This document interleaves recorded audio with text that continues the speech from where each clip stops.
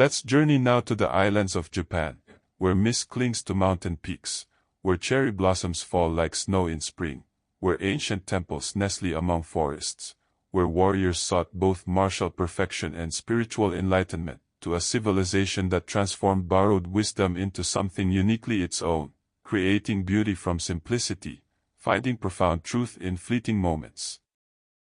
Fact 1. The Island Nation. Japan is an archipelago of nearly 7,000 islands stretching along the eastern edge of Asia, though 4 main islands, Honshu, Hokkaido, Kyushu, and Shikoku, contain most of the land and people. The islands are mountainous, with narrow coastal plains where most settlements cluster. Volcanoes dot the landscape, hot springs bubble from the earth, and earthquakes remind the inhabitants that the ground beneath them is never entirely still. The sea surrounds everything, providing fish, isolating Japan from continental influences while never completely cutting it off. This geography shaped Japanese culture profoundly. The mountains and sea created a sense of bounded space, intimacy with nature's power and beauty, awareness of impermanence as seasons changed dramatically, earthquakes struck, and tsunamis swept shores.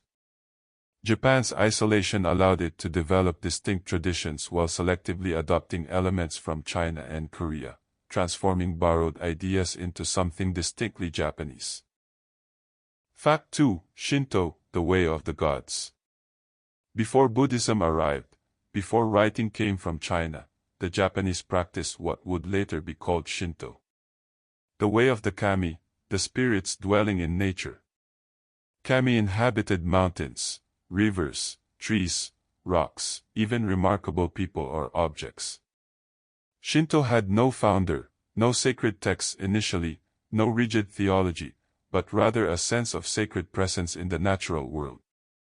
Shrines marked places where kami were especially present, often sites of natural beauty or power. Torii gates, distinctive red wooden or stone structures, marked the threshold between mundane and sacred space. Rituals focused on purification, offerings, festivals celebrating agricultural cycles or local kami.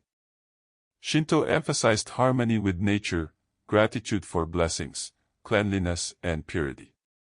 Unlike religions focused on abstract theology or personal salvation, Shinto was about relationship with nature, with ancestors, with the sacred woven through everyday life. It would persist even after Buddhism's arrival, the two traditions coexisting, blending, creating a uniquely Japanese spiritual landscape. Fact 3. The arrival of Buddhism. Buddhism arrived in Japan officially in 552 CE, a gift from the Korean kingdom of Beach. Buddhist scriptures, images, and teachings sent to the Japanese court. The new religion spread gradually, first among aristocrats, eventually reaching all levels of society. Japanese Buddhism absorbed elements of native Shinto, creating syncretic forms. Different schools emerged.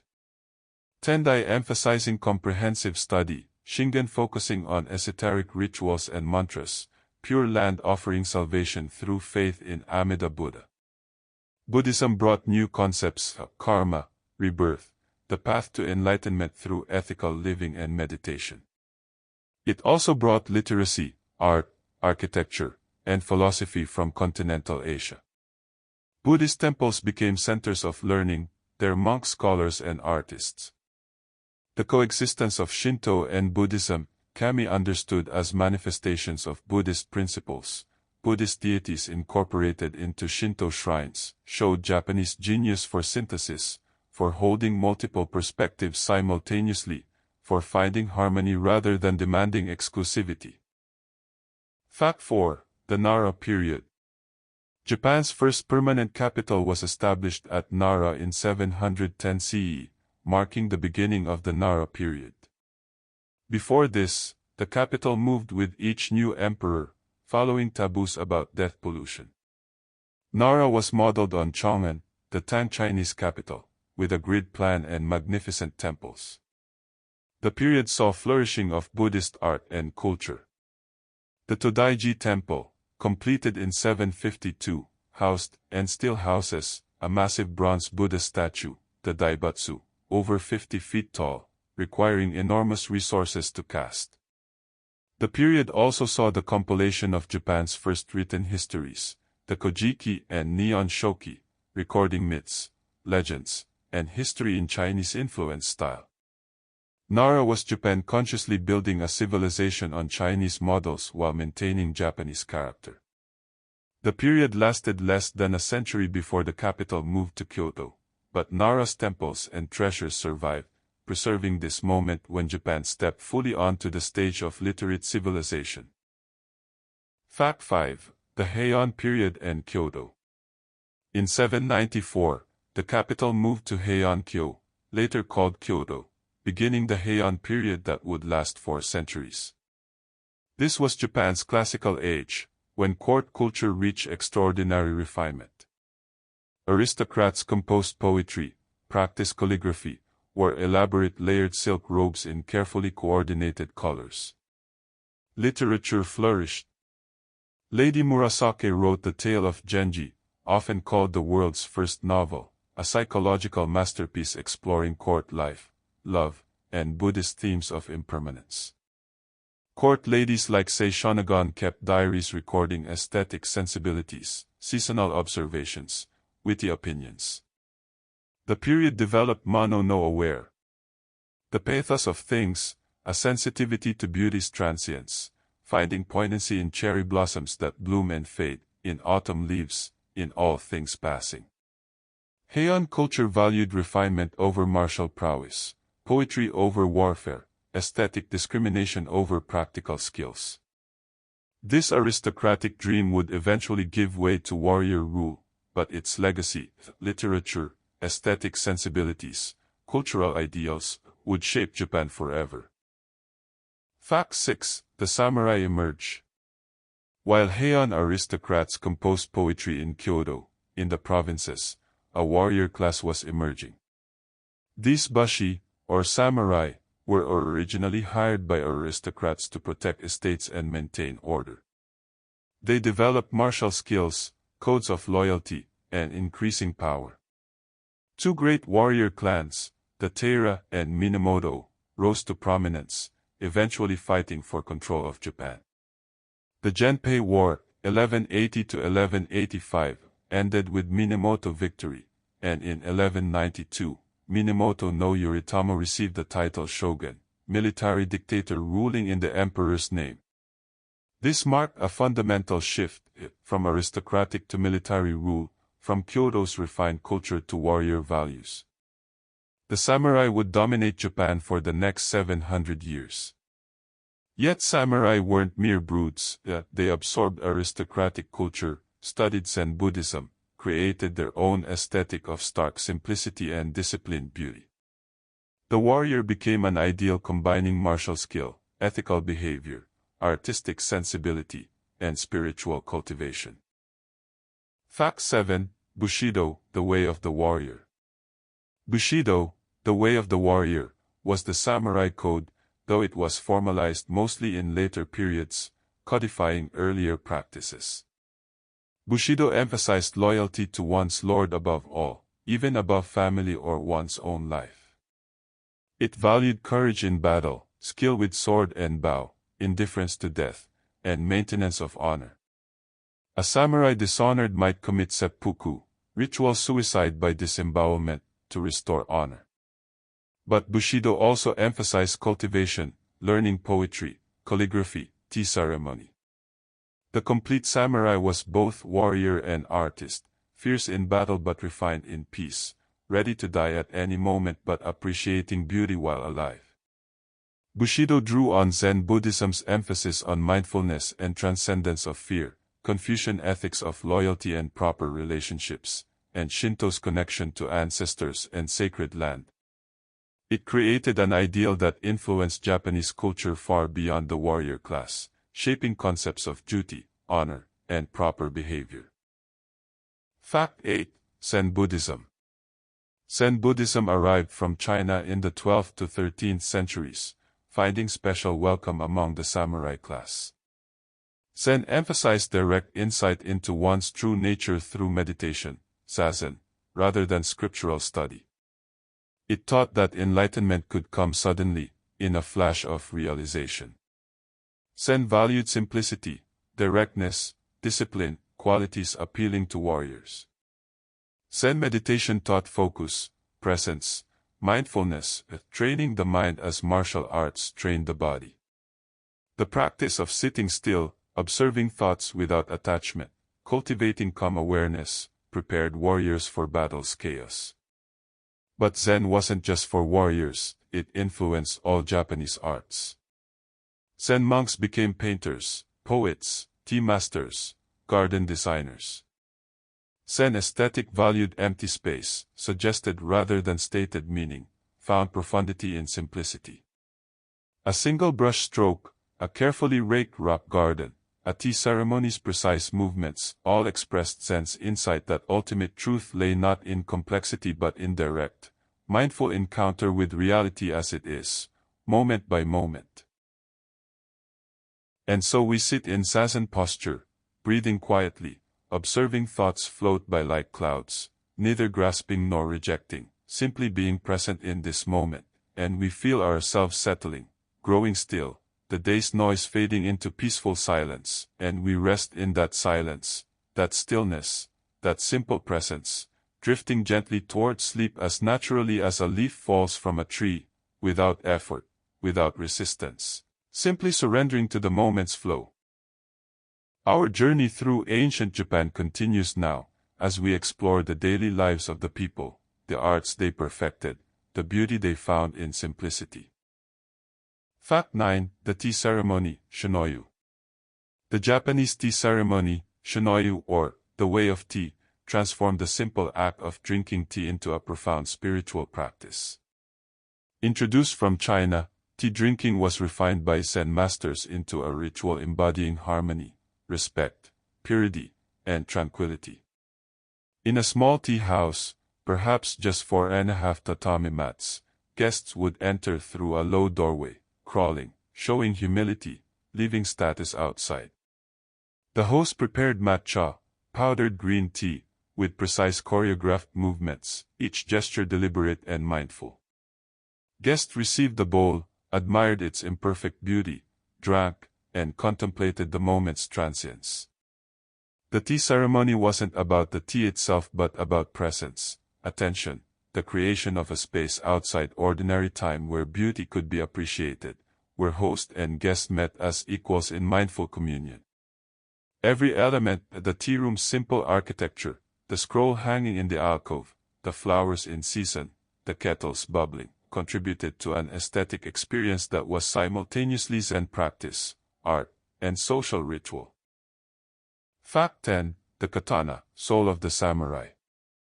The Japanese sword, the katana, was more than a weapon, it was the samurai's soul, a sacred object embodying honor and identity. Master swordsmiths created katana through elaborate processes, folding steel repeatedly to create thousands of layers, tempering the blade to achieve both hardness and flexibility, polishing it to reveal the hamen, the distinctive wavy line where hard edge met softer spine. The process was spiritual as much as technical, involving purification rituals and prayers. A samurai received his first sword in a coming-of-age ceremony, where two swords, the long katana and shorter wakizashi, as marks of his status, and might name his sword, passing it as an heirloom. The sword had to be maintained meticulously, cleaned and oiled regularly. To draw the sword lightly was an insult requiring apology or duel.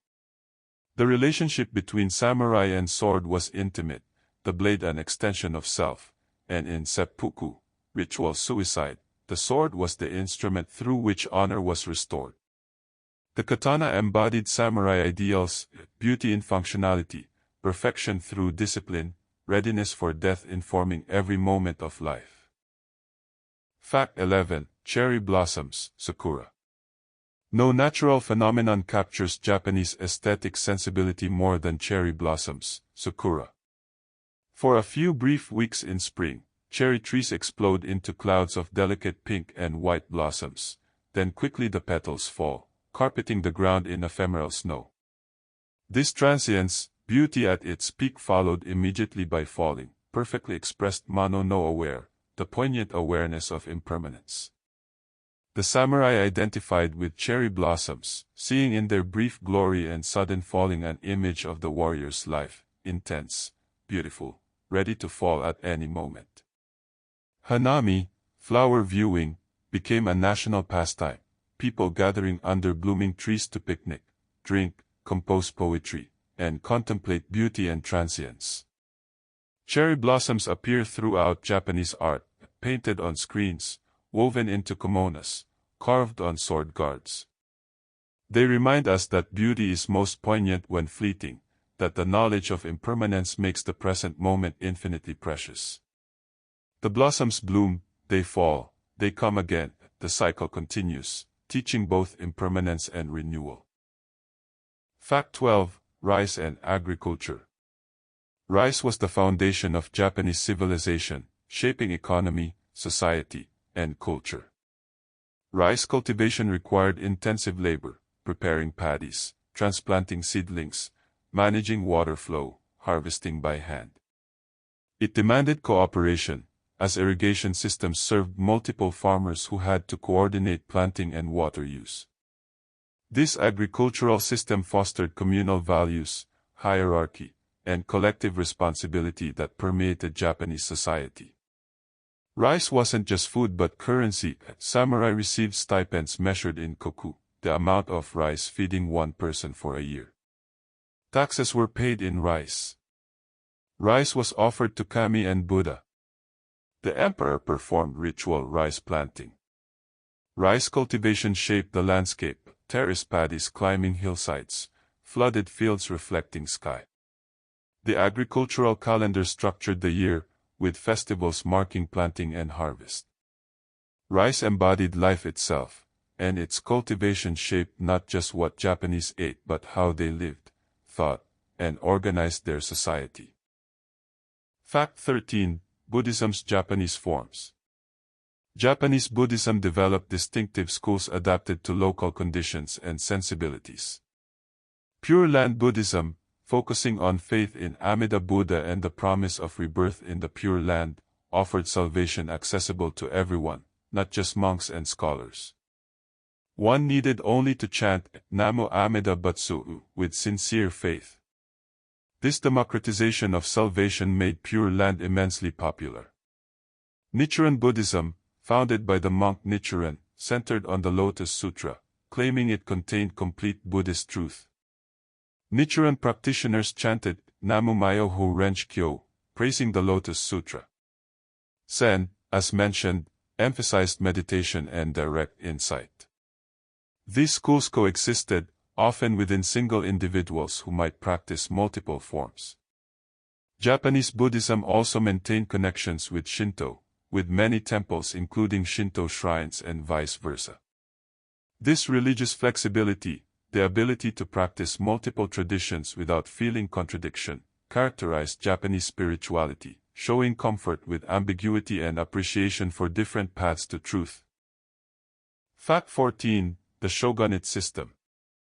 After Minamoto no Yoritomo established the shogunate in 1192, Japan was ruled by military governments, bakufu, for nearly 700 years. The emperor remained in Kyoto as symbolic head and source of legitimacy, but real power rested with the shogun. Different shogunate dynasties ruled, the Kamakura, the Ashikaga, finally the Tokugawa, who unified Japan and ruled until 1868. The shogunate governed through a feudal system. The shogun granted lands to daimyo, regional lords, who ruled their domains while owing loyalty and military service to the shogun. Below the daimyo were samurai retainers, then farmers, artisans, and merchants. This hierarchical system, based on loyalty bonds and reciprocal obligations, created stability but also rigidity. The shogunate system balanced central control with regional autonomy, maintained by the constant possibility of force but also by elaborate codes of honor and duty. It was government by warriors, but warriors who increasingly embraced culture, administration, and the arts of peace alongside their martial identity. Fact 15. Calligraphy, Shodo. The art of beautiful writing, Shodo, the way of writing, was considered among the highest arts in Japan. Using brush, ink, and paper, the calligrapher created characters that were simultaneously writing and abstract art. Each stroke required complete presence, commitment, and skill. Once made, it couldn't be corrected. The quality of brushwork revealed the writer's state of mind, their cultivation and character. Calligraphy was practiced as meditation, training hand, eye, breath, and mind to work in unified concentration. Students spent years learning proper stroke order, balance, spacing, and rhythm. Master calligraphers achieved a spontaneity that appeared effortless but was the fruit of decades of practice. Calligraphy adorned hanging scrolls in tea rooms, decorated screens, appeared on fans and pottery. It brought together language, visual art, and spiritual practice. To write beautifully was to manifest inner cultivation, to transform the mundane act of writing into a form of enlightenment, each character a momentary perfection, presence made visible in ink. Fact 16. The Imperial Court. While shoguns held power, the imperial family maintained its position in Kyoto, tracing lineage back to the sun goddess Amaterasu through an unbroken line of succession. The emperor was sacred, descendant of Kami, but politically powerless for most of Japanese history. The court maintained elaborate ritual and ceremony, preserving ancient traditions, serving as cultural center and source of legitimacy. Emperors gave shoguns their commissions, legitimizing military rule. Court ranks, robes, ceremonies continued in archaic forms, creating a living museum of Heian period refinement. The emperor's presence ensured continuity, connecting present to mythological past. This division, sacred emperor and military shogun, cultural capital and administrative capital, ancient tradition and current power, characterized Japan's political structure for centuries. It allowed Japan to maintain cultural continuity through political change, to honor tradition while adapting to necessity, to balance change and preservation in creative tension. And so we walk through the halls of the ancient palace, where emperors sat in ritual isolation, performing ceremonies unchanged for centuries, maintaining traditions as guardians maintain temples, and we understand the value of continuity, of preserving what came before, of honoring ancestors and ancient wisdom, and we rest in that understanding, feeling ourselves part of a long line stretching back into mist and forward beyond sight, each of us holding something precious to pass forward. Each contributing our moment to the great river of time, and we drift peacefully towards sleep, held by tradition, cradled by continuity. We journey deeper now into Japanese life, into the arts they refined, the philosophies they embraced, the beauty they found in restraint and suggestion. Fact 17. The kimono. The kimono, literally thing to wear, is Japan's traditional garment, a T-shaped robe with straight seams and long sleeves, wrapped left side over right and secured with an obi sash. The kimono's beauty lies in its fabric, patterns, and the way it transforms the body into a moving canvas. Silk kimonos displayed exquisite craftsmanship and hand-painted designs, resist-dyed patterns, embroidery in gold and silver thread. Colors and patterns indicated season, occasion, and wearer status. Young unmarried women wore furisode with long swinging sleeves. Married women wore tomesode with shorter sleeves. Men's kimonos were simpler, darker colors with subtle patterns. The kimono enforced a particular way of moving, small steps, restrained gestures, posture-conscious bearing. Wearing kimono properly required assistance and practice. While Western clothes gradually replaced kimono for daily wear, they remain important for ceremonies, festivals, and formal occasions, embodying Japanese aesthetic values, beauty in proportion and color, elegance in restraint, the transformation of utilitarian object into art. Fact 18. Haiku poetry. Haiku, the 17-syllable poem in 5/7/5 pattern, became Japan's most distinctive poetic form. Masters like Matsuo Basho elevated haiku from playful verse to profound art. A haiku captures a moment of awareness, often in nature, suggesting rather than explaining. An old pond.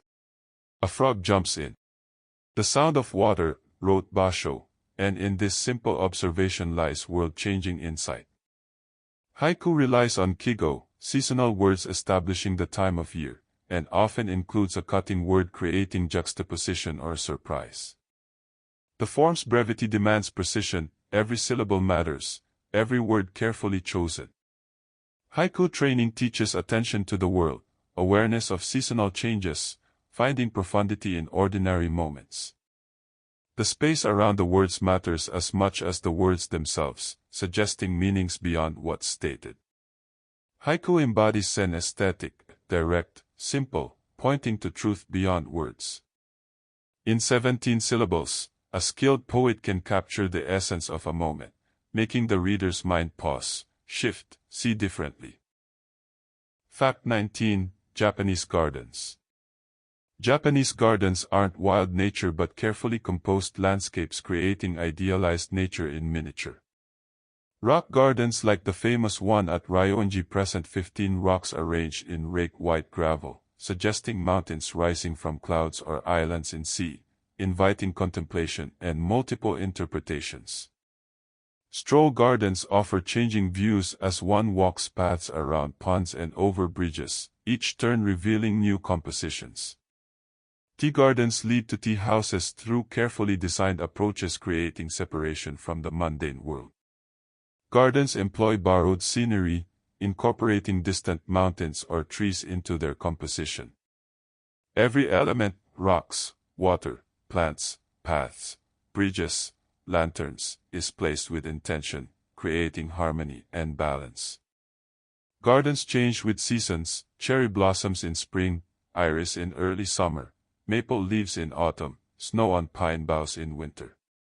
Japanese gardens teach that nature needs human refinement to reveal its ideal essence, that beauty emerges from careful arrangement, that less is more, that empty space serves a purpose, that the art lies not in abundance but in thoughtful composition.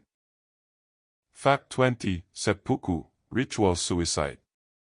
Seppuku, ritual suicide by disembowelment, was the samurai's ultimate expression of honor and loyalty. Performed when a samurai faced disgrace, failed his lord, or wished to protest injustice, seppuku allowed him to die with dignity by his own hand. The ritual was formal. The samurai would bathe, dress in white, write a death poem, then, sitting in seiza position, use a tanto blade to cut his abdomen. A trusted second, the kaishakunin, would then decapitate him with a katana, sparing him prolonged agony. Seppuku required immense courage, facing pain and death with composure, dying consciously and deliberately. It was not shameful but honorable, transforming defeat into victory, restoring honor through courage.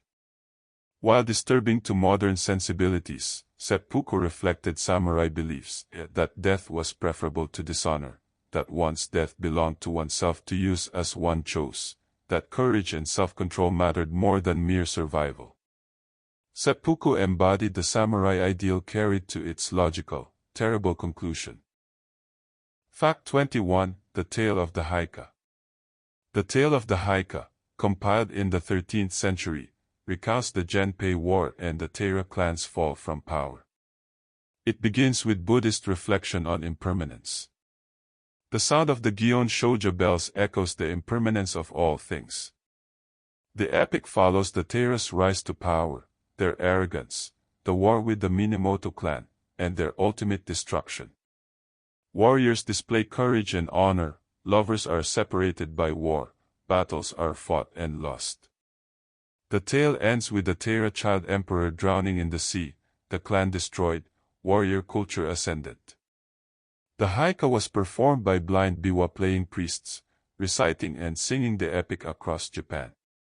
It taught Buddhist lessons about impermanence and attachment's dangers while celebrating warrior virtues. The haiku became foundational to Japanese culture, providing stories, characters, and values that influenced literature, theater, and popular imagination for centuries. It's Japan's Great War epic, but one suffused with Buddhist melancholy, finding in military glory and tragic defeat the same lesson: all things pass, all glory fades, and only the Dharma endures. Fact 22. Mount Fuji.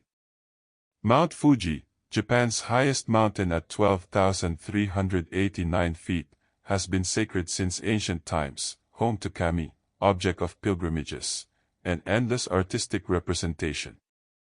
Its perfect conical shape, snow-capped peak, and isolated majesty made it an ideal symbol of Japan itself.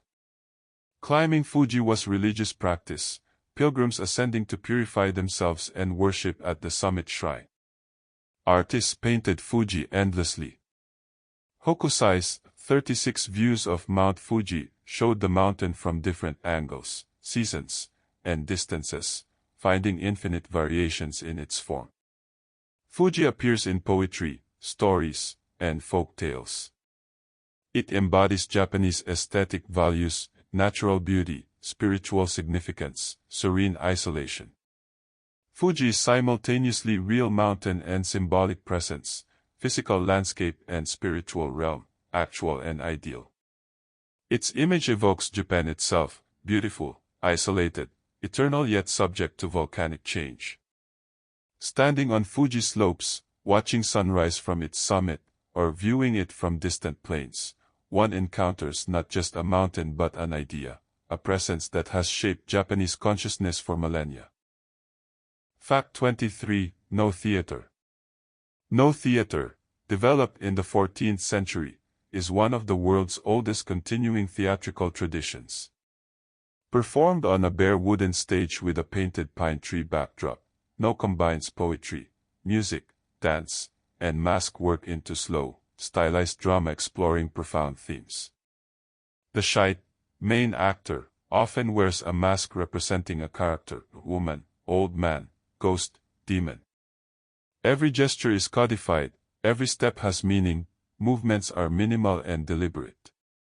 The text is poetic, often drawing from classical literature. A chorus chants narrative, musicians play flute and drums. No deals with ghosts returning to resolve attachments, warriors reflecting on battles, spirits seeking peace. The pace is deliberate, meditative, hypnotic. Audiences don't seek entertainment but contemplation. No requires cultivation to appreciate, knowledge of conventions and stories. It's art for the refined, spiritual theater where less is more, where empty space and long pauses carry as much meaning as action, where the barely moving masked figure conveys inner turmoil through minute shifts of position and quality of presence. Fact 24. The concept of ma. Ma, usually translated as negative space or interval, is a crucial Japanese aesthetic concept. Ma is the space between things, the silence between sounds, the pause between actions, the emptiness that gives meaning to fullness. In music, ma is the rest that makes notes meaningful. In architecture, ma is the empty room that allows movement and contemplation. In theater, ma is the pause that builds tension. In gardens, ma is the empty space that allows rocks and plants to breathe. Ma isn't absence but presence, not nothing but something essential. Western cultures often fear emptiness, filling every space with something. Japanese aesthetics embrace emptiness as necessary and beautiful. Ma teaches that meaning emerges from relationship and context, that things need space around them to be appreciated, that less creates more, that silence serves sound, that restraint is powerful. Understanding ma transforms how one sees art, appreciates beauty, structures time, and creates space. It's a concept that can't be fully explained but must be experienced, a teaching that silence sometimes speaks louder than words. And so we rest in ma, in the space between thoughts, the silence between breaths, the emptiness that holds everything, and we understand that this silence isn't empty but full, pregnant with possibility, holding all potential like winter holds spring, and we release into that space, that interval, that pause between waking and sleeping, drifting gently in the beautiful emptiness where all things rest before emerging again. Let us wander further through the Japanese world, into the details of daily life, the spiritual practices that shape consciousness, the beauty found in imperfection. Fact 25. Wabi-sabi. Wabi-sabi is perhaps the most distinctly Japanese aesthetic principle, finding beauty in imperfection, impermanence, and incompleteness. Wabi originally suggested loneliness or poverty, but came to mean rustic simplicity, the beauty of humble materials and modest spaces. Sabi meant aged beauty, the patina of time, the aesthetic pleasure of seeing wear and weathering.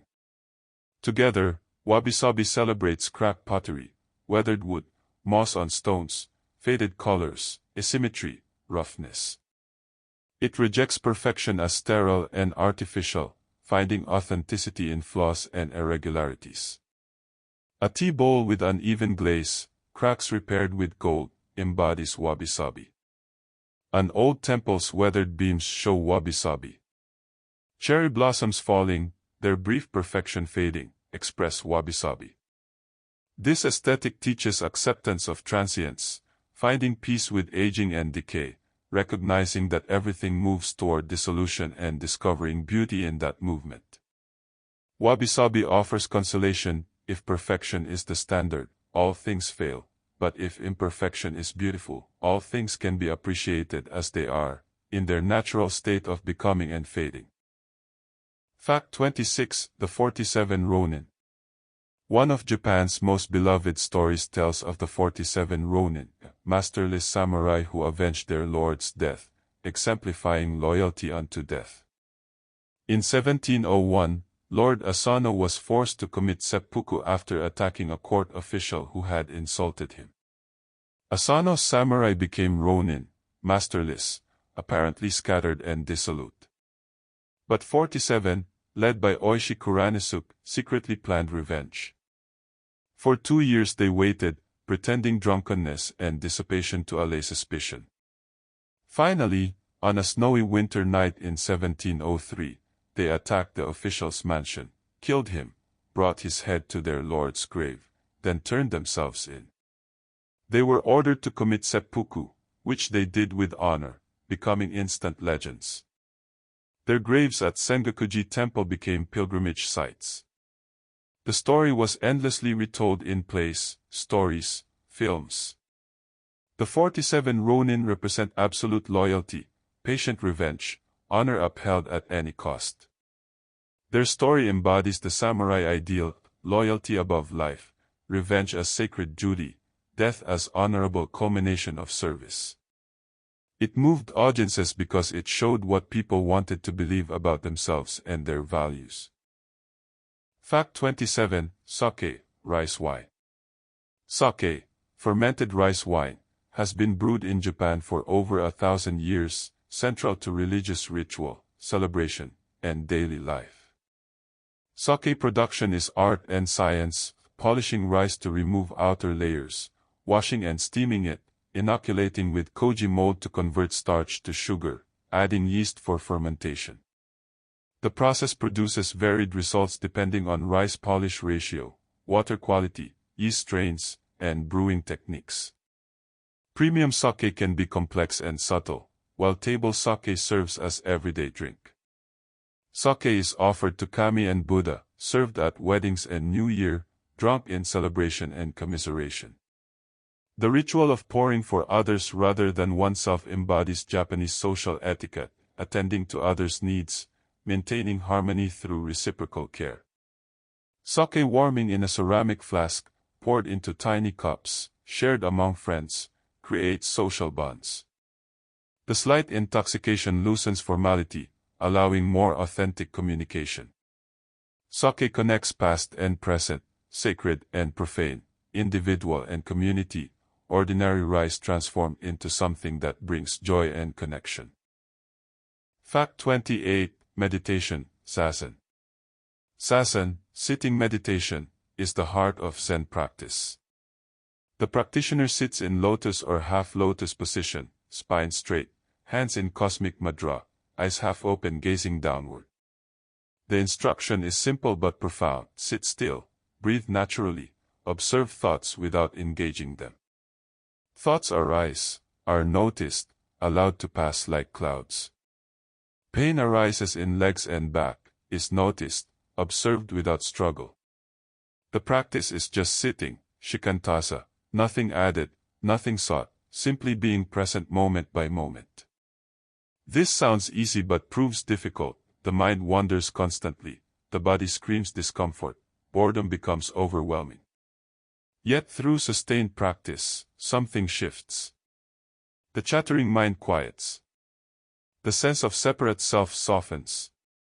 Present moment becomes vivid, immediate, complete. Zazen doesn't achieve some special state but reveals what's already true, that mind is naturally clear when not clouded by grasping and aversion, that peace is our original nature, that enlightenment isn't somewhere else but here, now, in this very moment of awareness. Regular Zazen practice shaped Zen practitioners, training mind and body in presence, non-attachment, and direct apprehension of reality. Fact 29. The Mongol Invasions. In 1274 and again in 1281, the Mongol Empire, having conquered China and Korea, attempted to invade Japan. Both invasions initially succeeded in landing forces on Kyushu, the southern main island. The samurai faced unfamiliar tactics. The Mongols fought in organized units with masked arrows and explosives, while samurai tradition involved individual combat announced by name and lineage. The Japanese were initially overwhelmed. But both times, typhoons, called kamikaze, divine wind, destroyed the Mongol fleets, forcing retreats. The Japanese credited the kami for protecting Japan, reinforcing beliefs in divine providence and national uniqueness. The invasions affected Japan profoundly. Coastal defenses were built, military preparedness increased, and the kamikaze myth became central to national identity. The events demonstrated both Japan's vulnerability and its sacred protection, isolation, and involvement in continental politics. The divine wind would be invoked centuries later in World War II, showing how deeply the Mongol invasion narrative penetrated Japanese consciousness, how one historical event could shape national mythology for centuries. Fact 30. Koan Practice. Zen Buddhism uses koans, paradoxical questions or statements designed to frustrate logical thinking and provoke insight. What is the sound of one hand clapping? What was your original face before your parents were born? Does a dog have Buddha nature? A student receives a koan from their teacher and must wrestle with it, returning repeatedly to present their understanding. Intellectual answers are rejected. The koan isn't a puzzle to solve but a barrier to break through. Working with koans intensely, sitting with them in meditation, living with them constantly, something eventually shifts. The koan penetrates beyond conceptual understanding to direct insight. The point isn't answering the koan but being transformed by it, moving beyond dualistic thinking to direct apprehension of reality. Koan practice trains students to function outside habitual mental patterns, to respond spontaneously from wisdom rather than calculation, to embody rather than just understand Buddhist teachings. The koan tradition created a unique pedagogical method, using confusion and paradox deliberately to crack open conventional consciousness and reveal what lies beneath. Fact 31. The tokonoma. Traditional Japanese rooms include a tokonoma, a raised alcove for displaying art, typically a hanging scroll, perhaps a flower arrangement, maybe an incense burner or treasured object. The tokonoma is the room's focal point, guests seated where they can best view it. The display changes seasonally: cherry blossom scroll in spring, snow scene in winter, calligraphy appropriate to the occasion. The tokonoma embodies Japanese aesthetic principles: simplicity, seasonal awareness, appreciation for carefully chosen objects over cluttered abundance. One scroll, one flower arrangement, carefully selected and thoughtfully placed, creates more impact than a room full of art. The tokonoma teaches restraint, the power of suggestion, the importance of context and framing. It transforms the everyday into a stage for contemplation, making the act of viewing art into a practice of attention and appreciation. The tokonoma isn't decoration but spiritual practice, a reminder to pause, observe, appreciate beauty, maintain awareness of season and change. Fact 32, the 4 seasons. Japan's 4 distinct seasons profoundly shaped culture and consciousness. Each season brought its beauty, activities, and awareness. Spring meant cherry blossoms, new beginnings, rice planting. Summer brought humidity, cicadas droning, festivals and fireworks. Autumn painted mountains red and gold, brought harvest and melancholy awareness of fading. Winter meant snow on pine boughs, hot springs, preparation for New Year.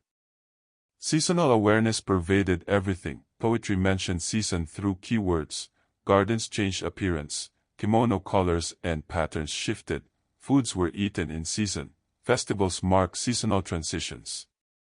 This attention cultivated sensitivity to change, awareness of time passing, appreciation for each season's particular beauty. The seasons taught impermanence viscerally. Cherry blossoms fall, summer's heat passes, autumn colors fade, snow melts. Living through seasons' endless cycle created philosophical awareness that all things pass, that change is life's fundamental truth, that resisting impermanence causes suffering while accepting it allows appreciation of each moment's unique, unrepeatable character.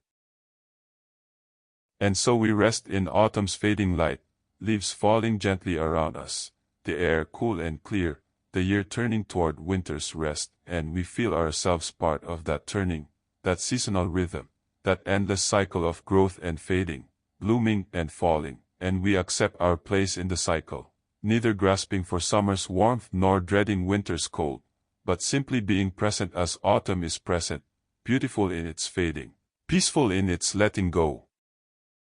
We journey onward through Japan, discovering more of their wisdom, their arts, the ways they found to live with grace and awareness. Fact 33, the Torii Gate. The Torii Gate, standing at Shinto shrine entrances, marks the boundary between mundane and sacred space. 2 upright posts support 2 horizontal beams, the upper one often curved slightly upward at the ends. Passing through a torii, one enters the realm of the kami, leaving ordinary concerns behind. Torii can be simple wood or elaborate vermilion lacquered structures. The most iconic is the floating torii at Itsukushima Shrine, standing in the sea, appearing to float at high tide. Torii teach threshold consciousness, the awareness that some spaces are set apart, that approaching the sacred requires transition, that boundaries between worlds exist and can be marked.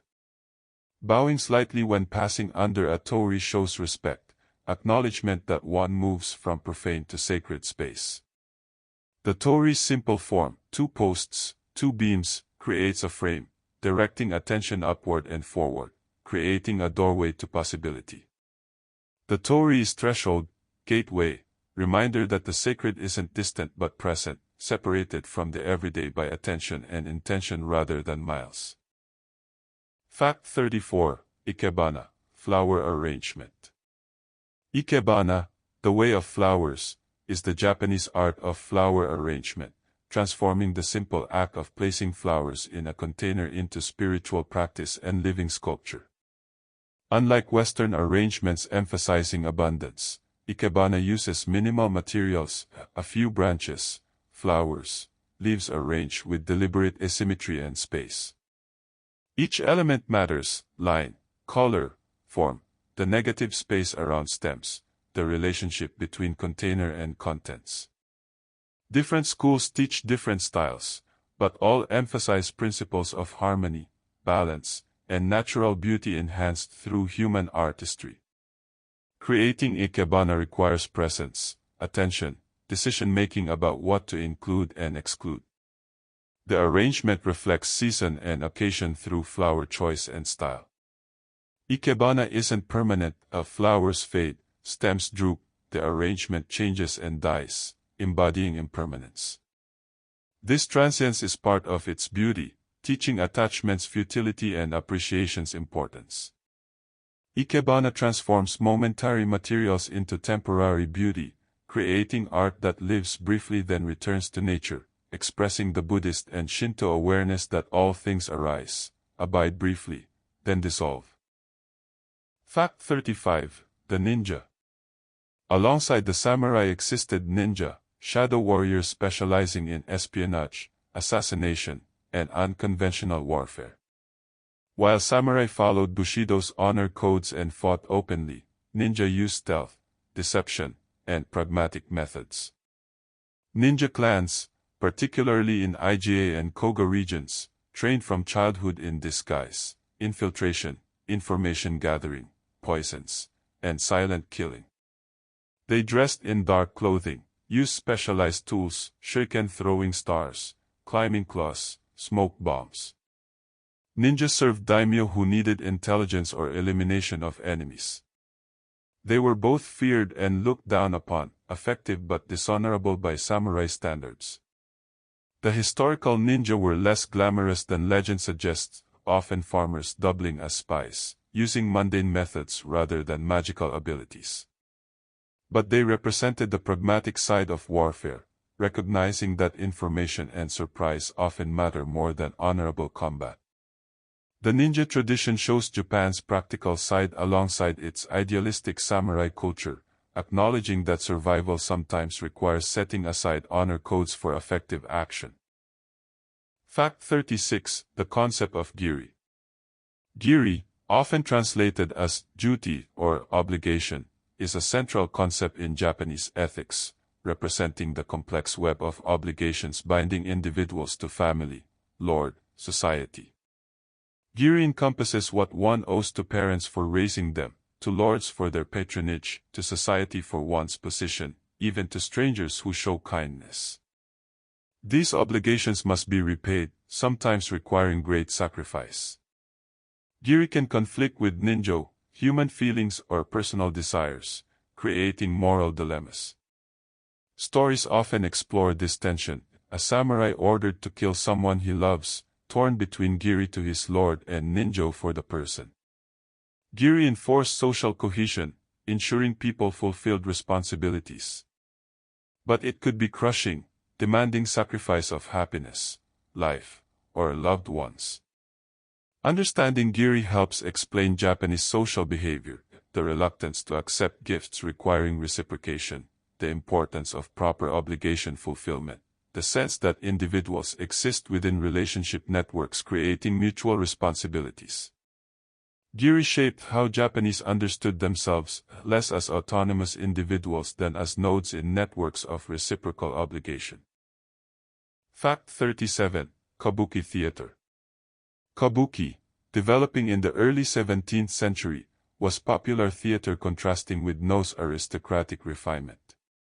Kabuki was colorful, dramatic, melodramatic even, with elaborate costumes, striking makeup, spectacular staging. All roles were performed by men, Anegata specialists training to portray women convincingly. Kabuki drew on historical events, legends, moral tales, and domestic dramas. It featured erigoto, rough style emphasizing masculine power, and wagodo, soft style emphasizing romantic heroes. Plays lasted many hours, audiences ate, talked, and reacted vocally. Famous moments, a hero's meh pose, freezing dramatically with eyes crossed, became iconic. Kabuki wasn't intellectual but visceral, emotional, spectacular. It brought theater to common people, creating popular culture separate from aristocratic arts. Kabuki shows Japan's range, from Zen's austere simplicity to Kabuki's colorful excess, from tea ceremonies restraint to Kabuki's exuberance. Both are authentically Japanese, showing a culture comfortable with apparent contradictions, appreciating both minimalism and maximalism, both restraint and expression. Fact 38. The Warring States Period, Sengoku Jidai.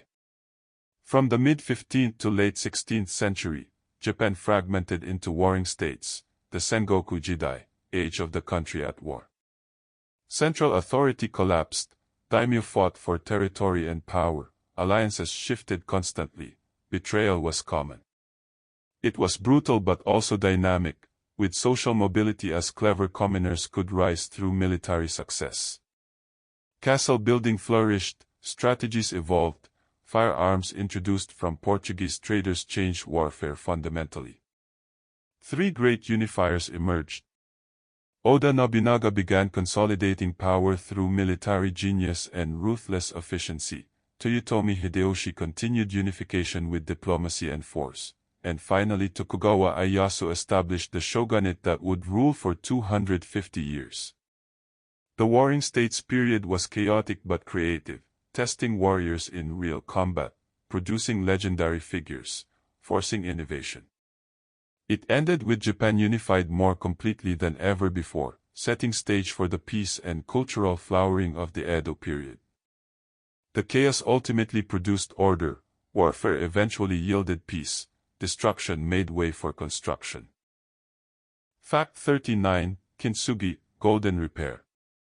Kintsugi, golden joinery, is the art of repairing broken pottery with lacquer mixed with gold, silver, or platinum powder, making the repair visible rather than hidden.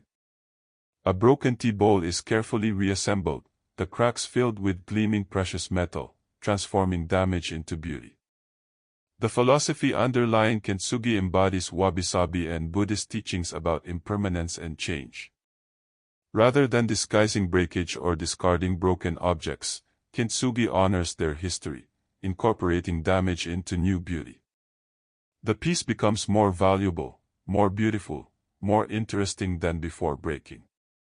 The golden veins record the object's life, its survival, its transformation through injury.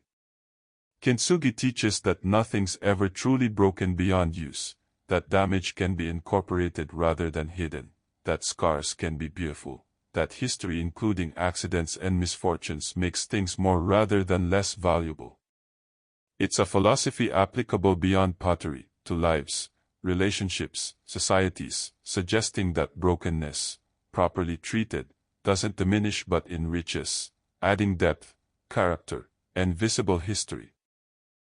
Fact 40. Shodo and Enso.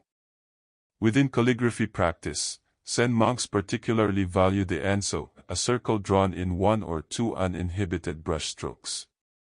The enso appears simple, just a circle, but its execution reveals the artist's state of mind, their practice, their enlightenment or lack thereof. The circle can be open or closed, symmetrical or irregular, thick or thin. An enso drawn with hesitation shows, one drawn with confidence shows differently. The practice is to draw enso repeatedly, thousands of times, training hand and mind to move together without interference from thinking. Eventually, perhaps, the enso draws itself, the artist merely watching as hand moves, brush flows, circle appears.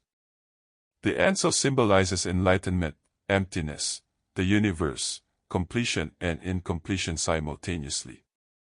Its simplicity is deceptive. Anyone can draw a circle, but to draw one expressing profound presence requires years of practice. The enso embodies sense paradox, simple but difficult, easy but profound, nothing but everything. A single perfect circle can contain the cosmos, express a lifetime's practice, communicate truths beyond words. And so we trace the circle with our mind, following its curve around and around, no beginning, no ending, just continuous flowing, and we feel ourselves in that circle, that wholeness, that completion that includes incompletion, that perfection that embraces imperfection, and we rest in the circle's center, in the emptiness that holds everything, drifting peacefully, boundless and held, infinite and intimate, falling gently toward sleep as the circle completes itself. Our journey through Japan continues, into the details of their homes, their food, their spiritual practices and daily rituals. Fact 41. The traditional Japanese house. Traditional Japanese houses were built in harmony with climate and materials, adapting to Japan's hot, humid summers and cold winters. Raised wooden floors kept living spaces above damp ground. Sliding doors and paper screens, shoji, created flexible spaces. Rooms could be opened or closed as needed. Tatami mats, woven from rush and padded with rice straw, covered floors, their standardized size determining room dimensions. People removed shoes at the entrance, maintaining cleanliness and showing respect. The angawa, a wooden veranda running along the outside, created transition space between interior and garden. Fusuma, opaque sliding doors, could reconfigure spaces. At night, futon mattresses were unrolled for sleeping, stored away by day. The house emphasized simplicity, natural materials, adaptability. Post and beam construction made walls non-load-bearing, allowing openness. The traditional house embodied Japanese aesthetic, beauty in simplicity, harmony with nature, flexibility, impermanence. Houses were understood as temporary shelters, not permanent monuments, built to be rebuilt, accepting change and loss. Fact 42. Sushi and Japanese cuisine. Japanese cuisine emphasizes seasonal ingredients, minimal processing, and aesthetic presentation. Sushi, now global, originated as preserved fish fermented with rice. Edo-style sushi, developed in Tokyo during the 19th century, used fresh fish on vinegared rice, creating nigiri sushi we know today. But Japanese cuisine is far more than sushi, miso soup, grilled fish, pickled vegetables, rice, soba, and udon noodles, tempura, kaiseki formal meals with multiple seasonal courses. The emphasis is on highlighting ingredients' natural flavors rather than heavy saucing or spicing. Presentation matters enormously, food arranged on beautiful ceramics, considering color, texture, and seasonal appropriateness. The meal engages all senses, visual beauty, aroma, taste, texture, even the sound of biting crisp vegetables. Japanese cuisine philosophy values freshness, seasonality, balance, and the cook's humility before ingredients. The goal isn't to transform ingredients radically but to present them at their best, enhancing rather than masking natural flavors. Food becomes meditation, appreciation, seasonal awareness, connection to nature through taste. Fact 43. The Tokugawa Shogunate. In 1603, Tokugawa Ieyasu established a shogunate that would rule Japan for over 250 years, bringing unprecedented peace and stability. The Tokugawa created a rigid social hierarchy, samurai, farmers, artisans, merchants, and enforced it strictly. They required daimyo to maintain residences in Edo, Tokyo, and spend alternate years there, controlling them through this Sankin-kotai system. Christianity was banned, foreigners expelled, and Japan entered Sokoku, national seclusion, with only limited Dutch and Chinese trade through Nagasaki. Internal peace allowed culture to flourish. Edo grew into the world's largest city, merchant culture developed, arts thrived, literacy increased. Yet the system also stagnated, preventing change, creating resentment. When American Commodore Perry arrived in 1853 demanding Japan open to trade, the shogunate couldn't effectively respond. Within 15 years, the Tokugawa fell, the emperor was restored to power, and Japan embarked on rapid modernization. The Tokugawa era gave Japan peace but also isolation, cultural fluorescence but also stagnation, setting the stage for dramatic transformation when it finally ended. Fact 44. Woodblock prints, ukiyo-e. Ukiyo-e, pictures of the floating world, were woodblock prints depicting kabuki actors, beautiful women, landscapes, and scenes from urban pleasure districts. Artists like Hokusai and Hiroshige created iconic images. Hokusai's A Great Wave off Kanagawa, Hiroshige's 53 Stations of the Takeda Road. Creating prints required collaboration, artist design, carver cut blocks for each color, printer produced final images. Prints were mass-produced, affordable art for common people, not elite collectors. They captured fleeting pleasures, celebrated beauty and entertainment, recorded famous sights and beautiful seasons. Floating World referred to urban entertainment districts where pleasure could be found, but also carried Buddhist undertones, the transient, floating nature of all existence. Ukiyo-e influenced Western artists like Van Gogh and Monet, who discovered these prints when Japan opened, finding in them bold compositions, flat color areas, and novel perspectives. Ukiyo-e shows Japanese ability to create sophisticated art for mass consumption, beauty accessible to everyone, high and low culture merged in images of daily life transformed into aesthetic experience. Fact 45. The Emperor Meiji and Restoration. In 1868, the Tokugawa shogunate fell, replaced by nominal imperial rule, though real power soon resided in oligarchs governing in the emperor's name. This Meiji restoration marked Japan's transformation from isolated feudal society to modern industrial nation. The new government abolished the samurai class, modernized the military, created a constitution, built railroads and factories, reformed education, and sent missions abroad to learn Western technology and institutions. Japan compressed centuries of Western development into decades, determined to become strong enough to resist colonization and to be treated as equal by Western powers. The transformation was wrenching. Samurai lost status and stipends, traditional crafts declined, Western dress became standard, cities industrialized rapidly. Yet Japan maintained cultural identity while modernizing, showing that modernization needn't mean Westernization. The Meiji period created modern Japan, ending the feudal era while maintaining the emperor as symbol, becoming an industrial power while preserving traditional arts, embracing change while honoring continuity. Fact 46. Kendo, the Way of the Sword.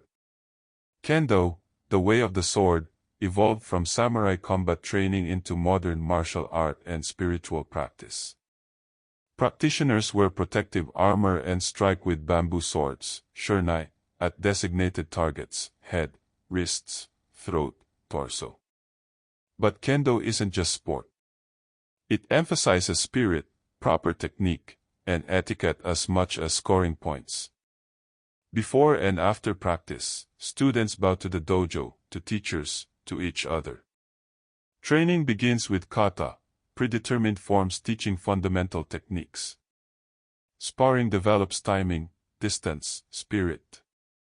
Kendo teaches decisiveness, the moment of commitment when one launches an attack with full spirit, accepting whatever consequences follow. It cultivates fearlessness, presence, explosive action from calm stillness. Kendo connects practitioners to samurai tradition while adapting to modern context. The bamboo sword represents the katana, the armor allows full force strikes safely, the dojo becomes the battlefield. Through Kendo, people train warrior spirit in peacetime, learning lessons applicable beyond swordsmanship, commitment, discipline, respect, presence, courage, the integration of body and mind. Fact 47. The Manekiniko, beckoning cat. The Manekiniko, a cat figurine with one paw raised in beckoning gesture, is ubiquitous in Japanese shops and restaurants, believed to bring good luck and prosperity. The raised paw varies, left paw beckons customers, right paw attracts money, both paws raised brings double luck.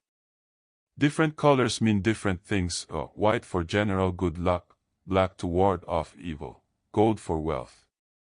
The origin story varies, but one popular tale tells of a cat at Gotokuji Temple who beckoned to a samurai lord, leading him to shelter just before lightning struck where he'd been standing. In gratitude, the lord became the temple's patron. The Manekiniko shows Japanese relationship with cats, admired for independence, cleanliness, mysterious nature. The beckoning gesture looks like waving to Westerners but is the Japanese beckoning motion, palm forward, fingers down. These humble figurines, mass-produced and found in businesses throughout Japan, express hope for prosperity, belief in luck and protection, and continuing affection for cats that stretches back to when they first arrived in Japan over 1,000 years ago. Fact 48. Mono no aware. We've touched on this before, but mono no aware deserves deeper attention. This Central Japanese aesthetic and emotional concept translates roughly as the pathos of things, or sensitivity to ephemera.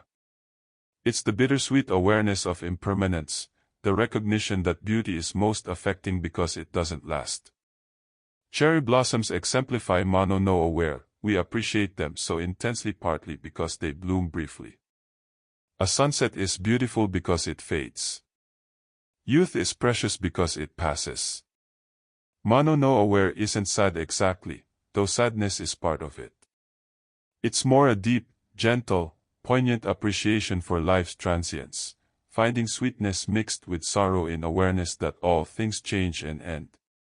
Mono no aware teaches acceptance of impermanence, finding beauty rather than tragedy in passing things. It cultivates sensitivity, emotional depth, appreciation for the present moment knowing it won't return. This sensibility pervades Japanese culture, in poetry, art, theater, gardens, the way people view nature and seasons. Mono no aware is both aesthetic principle and life philosophy, teaching us to love what passes, to find beauty in goodbye, to appreciate things more because we know we must lose them. And so we feel mono no aware wash over us gently, that sweet sadness, that poignant recognition that this day too will pass, that we will sleep and wake to a new day, that nothing lasts and everything is precious for that very reason, and we hold this awareness tenderly, not resisting time's passage but accepting it, finding peace in impermanence, beauty in the moment's fleeting nature, and we release into sleep, knowing we'll wake again, but that this particular moment of drifting, this particular evening's rest, will never return, and that makes it infinitely precious. We journey deeper now into Japanese spiritual life, into the pursuit of enlightenment, the practices that shape consciousness, the wisdom passed from teacher to student. Fact 49. The monastery life. Zen monasteries followed strict routines designed to train body and mind toward enlightenment. Monks rose before dawn, around 3 or 4 a.m., for morning zazen. The day alternated between meditation sessions, work practice, samu, meals eaten in silence with ritualized movements, study, and more meditation. Meals were simple: rice, pickles, miso soup, eaten with mindfulness and gratitude. Work practice wasn't separate from spiritual practice but another form of meditation, cleaning, gardening, cooking done with full attention and care. Nothing was wasted, everything had its proper place, cleanliness was essential. Monks trained for years, enduring discomfort, boredom, and the ego's resistance to discipline. The monastery environment eliminated distractions, focused everything toward awakening. Monks worked with a teacher, presented understanding in private interviews, received challenges and koans. The monastic life wasn't for everyone, but it created an intensive environment for transformation, stripping away everything extraneous, leaving only essential practice, testing dedication and ripening insight through sustained effort in community dedicated to the same goal. Fact 50. The art of archery, Kyudo. Kyudo, the way of the bow, transformed practical archery into spiritual practice and moving meditation. The practitioner uses a massive asymmetrical bow, over 7 feet tall, shooting at a target 28 meters away. But Kyudo isn't primarily about hitting the target, it's about perfecting form, breathing, and state of mind. Each shot follows prescribed movements, knocking the arrow, raising the bow, drawing with proper breathing, releasing not through willing but through allowing, maintaining form after release. The release should be natural, effortless, surprising even the archer. Proper shooting requires mushin, no mind, the state of perfect presence without deliberate thought. Kyudo demonstrates that any activity, approached with right attitude, becomes a path to enlightenment. The bow becomes a tool for self-cultivation, the target a mirror reflecting the archer's state. Missing the target isn't failure if the form was correct, the mind clear, the release natural. Hitting the target with poor form or ego-driven effort isn't success. Kyudo teaches that the goal isn't what matters but the quality of attention and presence in each moment of practice. Fact 51. The Phoenix Hall, Bayadoin. The Phoenix Hall at Bayadoin Temple in Uji, built in 1053, exemplifies Pure Land Buddhist architecture and Heian aristocratic taste. The hall sits on a pond, its reflection doubling its beauty, its symmetrical wings suggesting a phoenix in flight. Inside, a gilded Amida Buddha sits in calm contemplation, surrounded by bodhisattvas on clouds, the interior ceiling decorated with phoenixes and flowers. The hall embodies the Pure Land, giving viewers a glimpse of Amida's paradise. The image appears on Japanese 10-yen coins, making it one of Japan's most recognized monuments.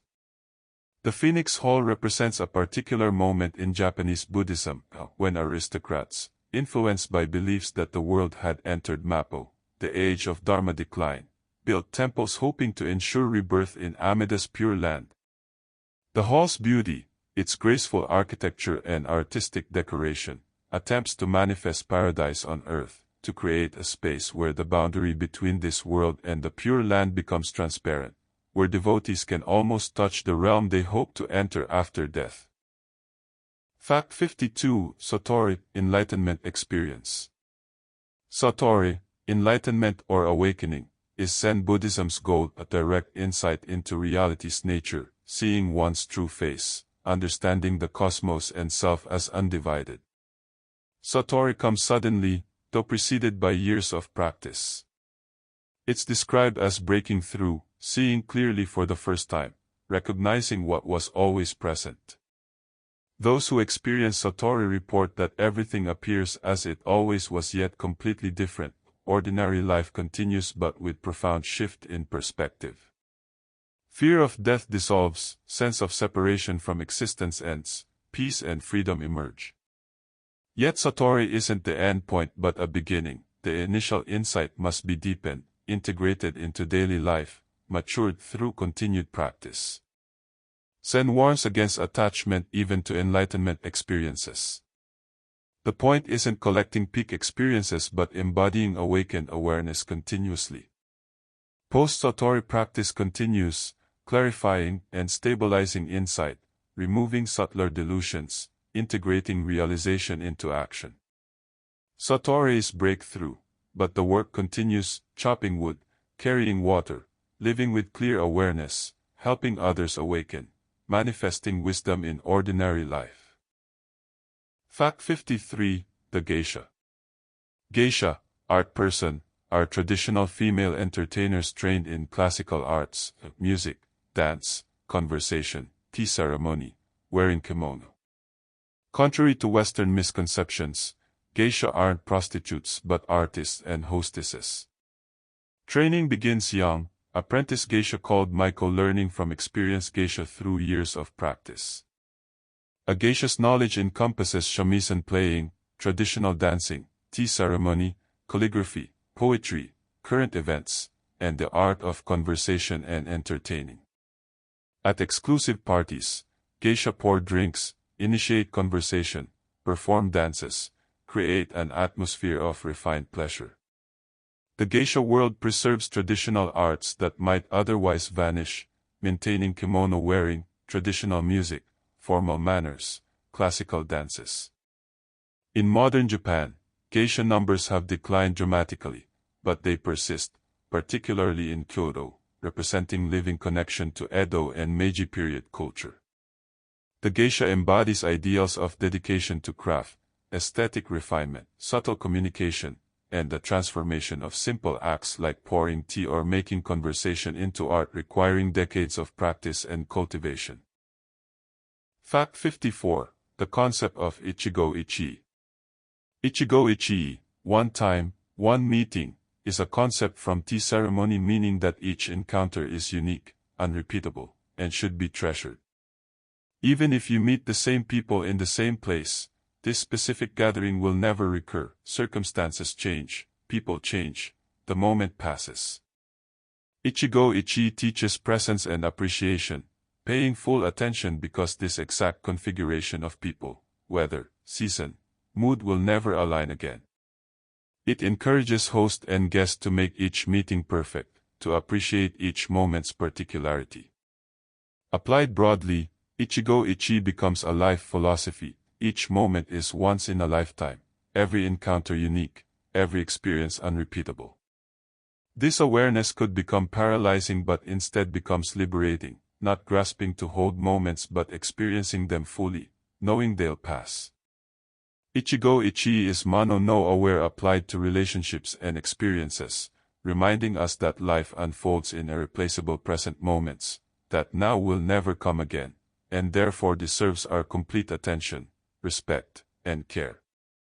It teaches us to show up fully for our lives, for each person we meet, for each moment we're given. Fact 55. Castle Architecture. Japanese castles combine defensive functionality with aesthetic beauty. Built primarily during the Warring States period and afterward, castles served as military fortifications and symbols of daimyo power. They featured massive stone foundations, multiple defensive walls, complex gate systems, and distinctive multi-story dungeons, keeps, with curved roofs and white-plastered walls. Himeji Castle, called White Heron Castle for its elegance, is finest surviving example, a maze of gates, walls, and buildings designed to confuse attackers, crowned by a beautiful dungeon visible for miles. Castles incorporated defensive innovations, machicolations for dropping stones, arrow slits at various angles, hidden rooms and passages. Yet they were also residences, containing living quarters, audience halls, gardens. The Tenshu, main keep, was both fortress and status symbol. Many castles were destroyed in the Meiji period or World War II, but survivors or reconstructions remain landmarks and museums, reminding modern Japanese of their feudal past, when daimyo ruled from these fortified palaces, when military power and aesthetic refinement combined in stone, wood, and elegant curving roofs. Fact 56. The Lotus Sutra. The Lotus Sutra holds special importance in Japanese Buddhism, considered by Tendai and Nichiren schools to be Buddhism's ultimate teaching. The sutra teaches that all beings can attain Buddhahood, that the historical Buddha is merely a manifestation of eternal Buddha nature, that skillful means adapt teachings to different capacities. Its parables, the burning house, the prodigal son, the pearl in the poor man's robe, teach profound truths through accessible stories. The Lotus Sutra influenced Japanese Buddhism profoundly, its universalism appealing to Japanese sensibilities. Nichiren based his entire teaching on it, claiming, Namu-myoho Renshikyo, homage to the Lotus Sutra, contained complete Buddhist truth. Tendai monks spent years studying its subtleties. The sutra's teaching that we're all potential Buddhas, that enlightenment is everyone's birthright, democratized Buddhism, making it accessible beyond monastic elites. The Lotus Sutra shows how one text can shape a civilization's spiritual landscape, how words written in India over 2,000 years ago could find new life in Japan, inspiring schools, practices, and insights distinctly Japanese yet honoring the sutra's original vision. Fact 57. The concept of Mushin. Mushin, no mind, describes a state of consciousness where mind flows freely without deliberation, perfectly responsive to circumstances. In martial arts, Mushin allows instantaneous, appropriate response without thinking's delay. The swordsman with Mushin responds to attack before conscious thought intervenes, moving from pure awareness rather than calculation. This isn't unconsciousness but heightened consciousness, mind clear of thought static, responding directly from wisdom rather than through deliberate thinking. Mushin emerges from sustained practice, thousands of repetitions training body and mind until response becomes natural, effortless, spontaneous. Mushin applies beyond martial contexts. The tea master's hands move with mushin during ceremony. The calligrapher's brush flows with mushin creating enso. The Zen cook prepares meals with mushin. Achieving mushin requires paradox. Intense training creates the conditions where effort becomes effortless. Practice enables spontaneity. Discipline yields freedom. Mushin is the goal of many Japanese practices, not thinking about doing but pure doing, not self-conscious performance but action flowing from clear awareness, not fighting against circumstances but moving with them naturally, appropriately, without hesitation or resistance. And so we rest in mushin, in no mind, letting go of deliberate thinking, allowing consciousness to settle like pond water after wind stops, becoming clear, still, reflective, perfectly responsive to whatever arises, and we drift into sleep with mushin, not trying to sleep but allowing sleep, not forcing rest but permitting it, surrendering thought and entering the natural state that body and mind know without teaching, falling into sleep's embrace as simply and naturally as breathing. We continue our gentle wandering through Japan, discovering more of their arts, their wisdom, their ways of finding beauty and meaning. Fact 58. The art of bonsai. Bonsai, planted in container, is the art of cultivating miniature trees that suggest aged, full-size trees in nature. Through careful pruning, wiring, and root trimming, practitioners keep trees small while encouraging characteristics, gnarled trunks, exposed roots, branches suggesting wind-swept landscapes. A bonsai isn't nature recreated exactly but nature's essence distilled, suggesting rather than depicting. The art requires patience, years or decades to develop a tree's character, daily attention to watering, seasonal care. Some bonsai live for centuries, passing from generation to generation, accumulating history. Bonsai embodies many Japanese aesthetic principles: refinement of nature, appreciation for aged beauty, patience, understated suggestion over obvious display. The miniature tree in its pot becomes a meditation on time, growth, the relationship between human cultivation and natural processes. Bonsai practice teaches attention, patience, sensitivity to living things, finding profound meaning in small, carefully tended lives. The ancient gnarled pine, perfectly proportioned, sitting in an elegant pot, contains worlds, mountains, forests, time's passage, the grower's decades of care, all concentrated in a foot-tall tree. Fact 59. New Year, Shigatsu. New Year, Shigatsu, is Japan's most important holiday, a time of renewal, family gathering, and spiritual observance. Preparations begin in December, houses cleaned thoroughly, special foods prepared, debts paid. On New Year's Eve, temple bells ring 108 times, symbolically cleansing the 108 Buddhist deluded thoughts. At midnight, people visit shrines for Hatsumode, first shrine visit of the year, praying for fortune and blessings. New Year's Day brings osuchi, special foods in lacquered boxes, each dish carrying symbolic meaning: black beans for health, herring roe for fertility, shrimp for long life. Families gather, children receive otoshidama, money in decorated envelopes. The first 3 days are holidays, businesses closed, streets quiet. Shigatsu represents fresh beginnings, leaving the old year's problems behind, starting clean. It combines Shinto shrine visits, Buddhist temple bells, family obligations, and hope for the coming year. The elaborate preparations, symbolic foods, and careful observances show Japanese attention to doing things properly, marking important transitions with appropriate ritual and celebration. Fact 60. The Tale of Genji. The Tale of Genji, written around 1000 CE by Lady Murasake Shikibu, a court lady, is often considered the world's first novel, a psychological masterwork exploring love, loss, politics, and Buddhist themes through the life of Genji, an emperor's son, and subsequent generations. The novel depicts Heian court life in exquisite detail, the complex ranking system, the importance of poetry and aesthetic sensitivity, the intrigues and romances, the role of women, the Buddhist understanding of life's transience. Genji is beautiful, talented, loved by many women, yet ultimately unsatisfied, his life demonstrating attachment's suffering.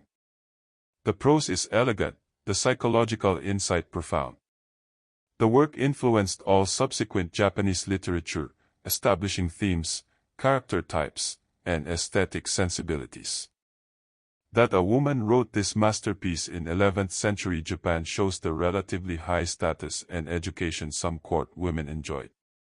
The tale of Genji captures a civilization at its aesthetic peak, preserving Heian sensibilities for all time, showing us a world where poetry mattered more than politics, where the color combinations of layered robes were serious aesthetic statements, where life was understood as beautiful, sad, and fundamentally transient. Fact 61. Origami, paper folding. Origami, folding paper into shapes, evolved from simple ceremonial folding into complex art. Traditional origami uses a single square sheet, no cuts, transforming flat paper into crane, frog, flower, box through precise folds. The crane is most iconic, symbol of longevity and good fortune. Legend says folding 1,000 cranes grants a wish, and strings of cranes mark celebrations, memorials, prayers for peace. Origami teaches geometry, spatial reasoning, patience, and following instructions precisely. But it's also meditative, focusing attention, requiring presence. The transformation of flat sheet to three-dimensional form suggests origami's deeper meanings, potential becoming actual, hidden form emerging, complexity from simplicity. Some origami achieves extraordinary intricacy, insects with segmented legs, flowers with individual petals, all from uncut paper. Origami shows Japanese love of transformation, revealing essence, creating beauty from simple materials through discipline and skill. The paper crane, folded by children and masters alike, embodies hopes and prayers, grief and celebration, becoming symbol of peace, resilience, and the beauty that emerges when we carefully, thoughtfully, lovingly fold simple materials into meaningful forms. Fact 62. The Bodhisattva Ideal. Mahayana Buddhism, dominant in Japan, emphasizes the Bodhisattva path, beings who postpone final enlightenment to help all sentient beings awaken.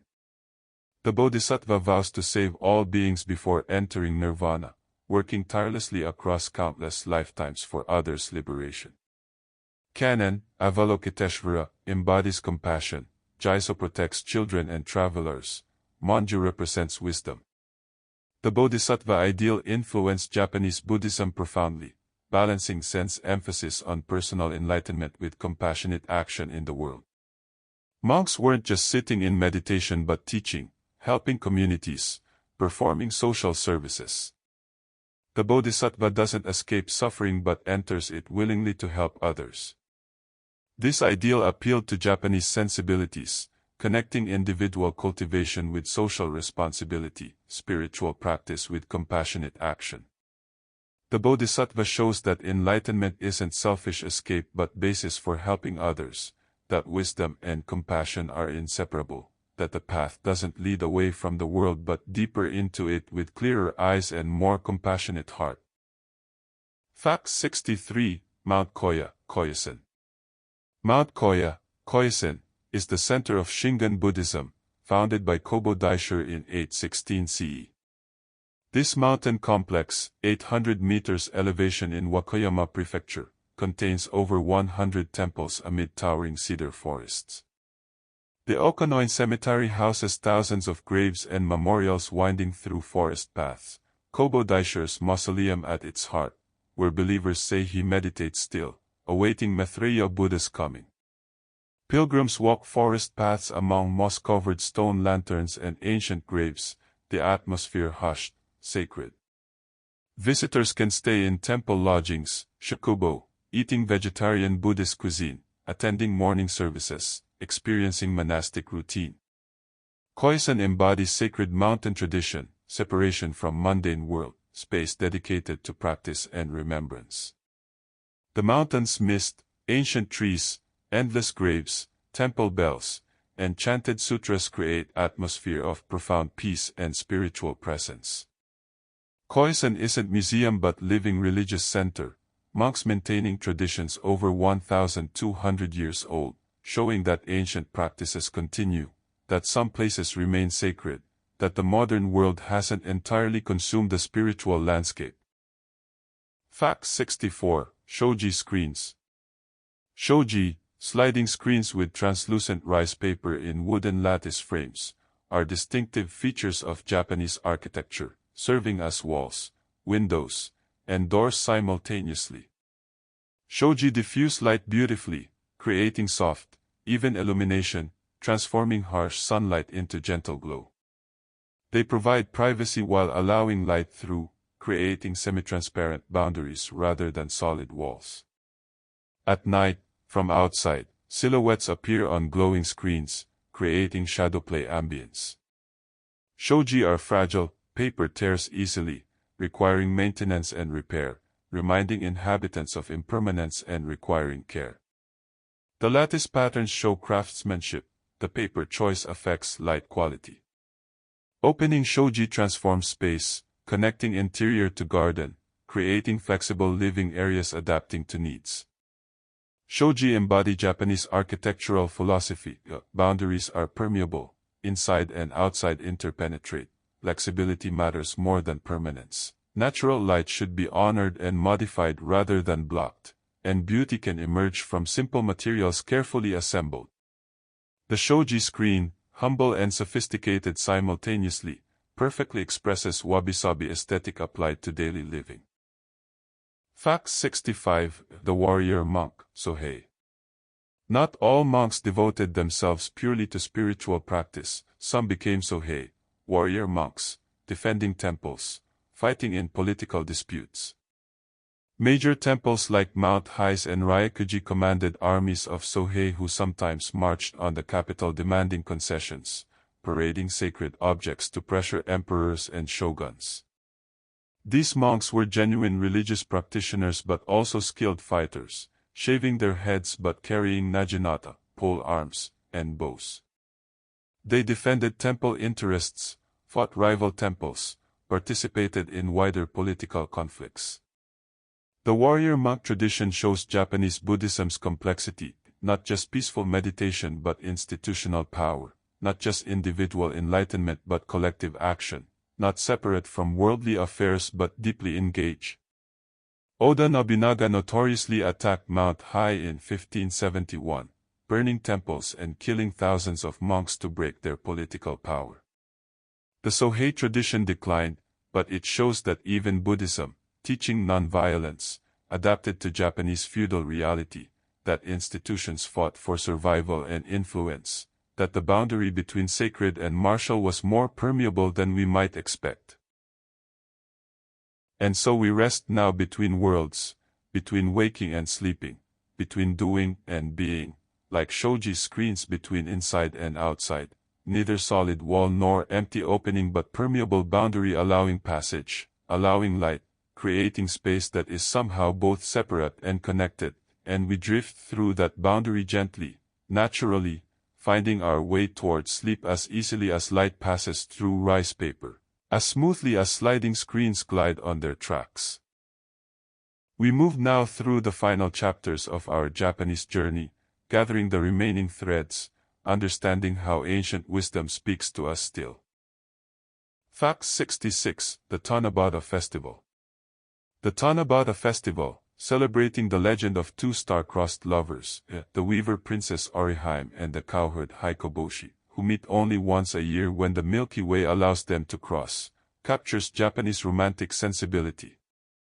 According to the story, the lovers were separated by the heavenly river, Milky Way, as punishment for neglecting duties, allowed to meet only on the 7th day of the 7th month.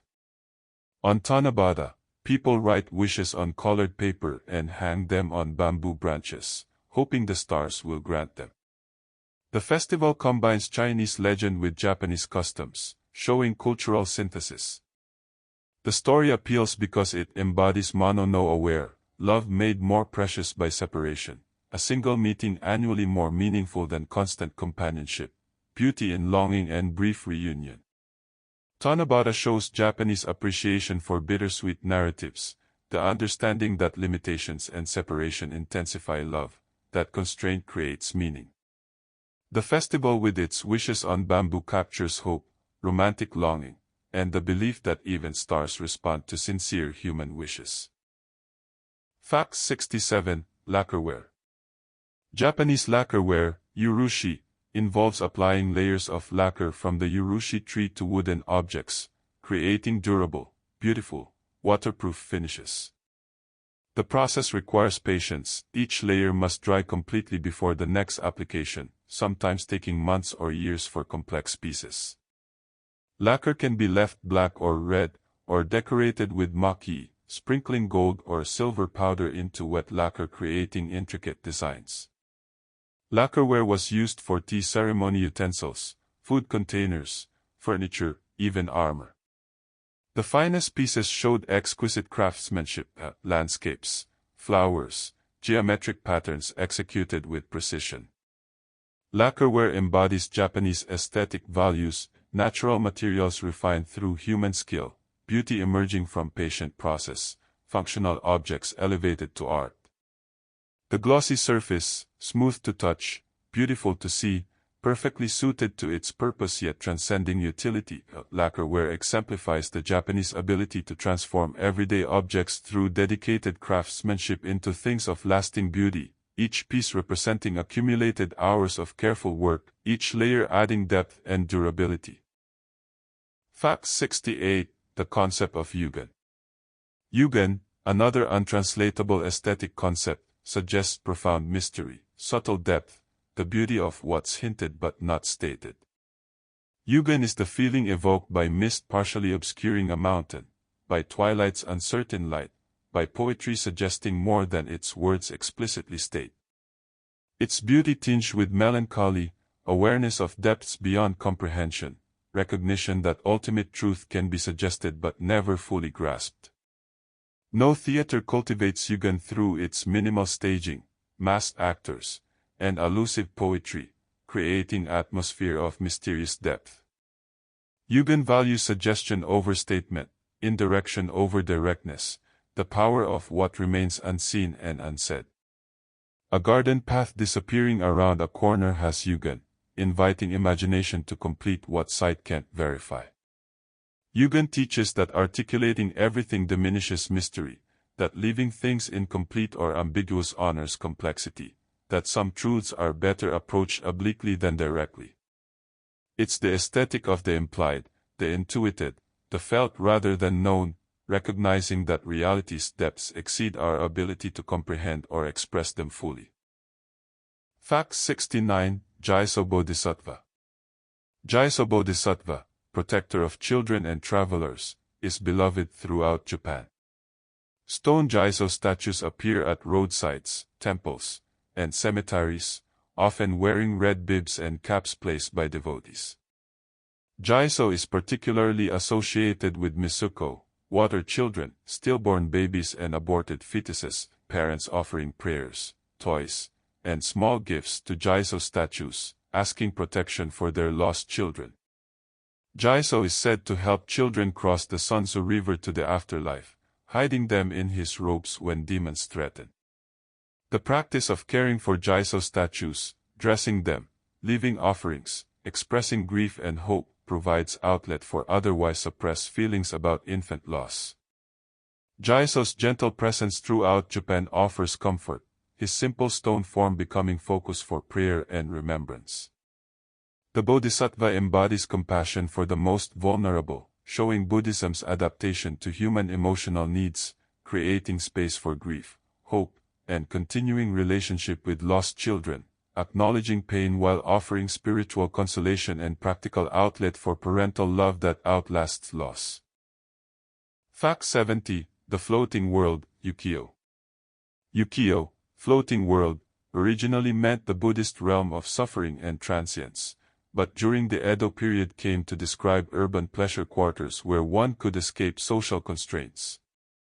These licensed districts Yoshiwara in Edo being most famous, contained theaters, tea houses, and courtesans' residences. Here, conventional hierarchy dissolved, merchants with money could mingle with samurai, pleasure and art flourished. Ukiyo was a separate world with its own rules, aesthetics, and celebrities. Famous courtesans and kabuki actors became style icons. The floating world spawned distinctive culture, ukiyo-e prints, kabuki theater, literature of pleasure and wit. Yet underlying the pleasure was Buddhist awareness. This floating world would dissolve, beauty fade, pleasure pass. The term captures paradox, throwing oneself into pleasure partly because nothing lasts, embracing transience through indulgence in transient pleasures. Ukiyo shows Japanese ability to hold contradictions. Buddhist awareness of suffering alongside celebration of pleasure, acknowledgement of impermanence alongside deep engagement with the fleeting moment. The floating world was escape and trap simultaneously, freedom and illusion, pleasure shadowed by awareness that all things pass. Fact 71, Waka Poetry. Waka, classical Japanese poetry, predates haiku, typically taking the 31-syllable tanka form. 5-7-5-7-7 collections like the Menyushu, 8th century, and Kokinshu, 10th century, preserve thousands of waka by emperors, nobles, monks, and common people. Waka expresses love, season observation, travel, Buddhist reflection, employing elaborate conventions, certain words carried associations, images worked metaphorically, famous poem references enrich meaning.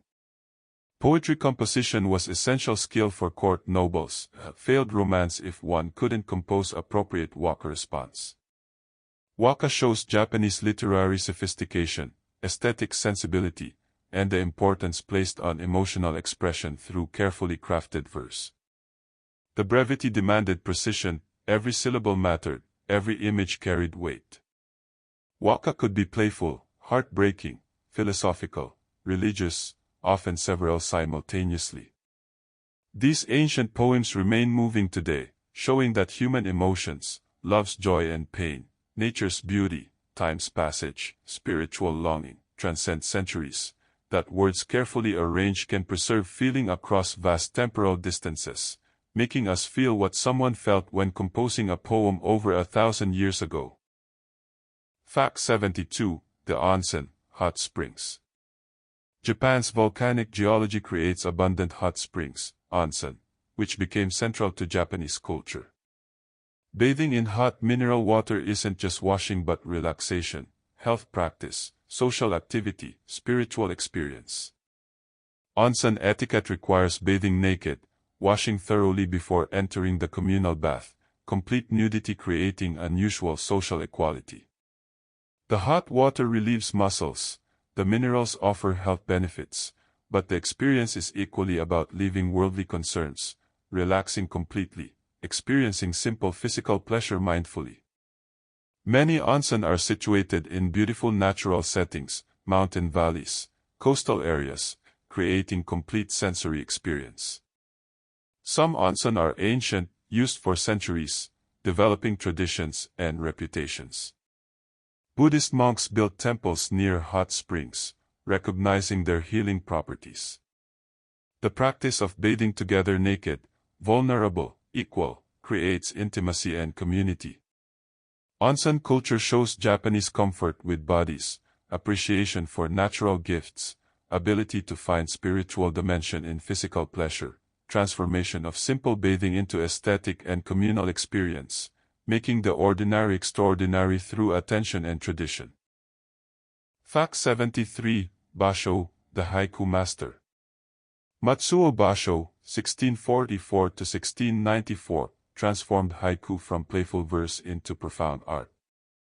Basho lived simply, often traveling, composing poems recording his journeys.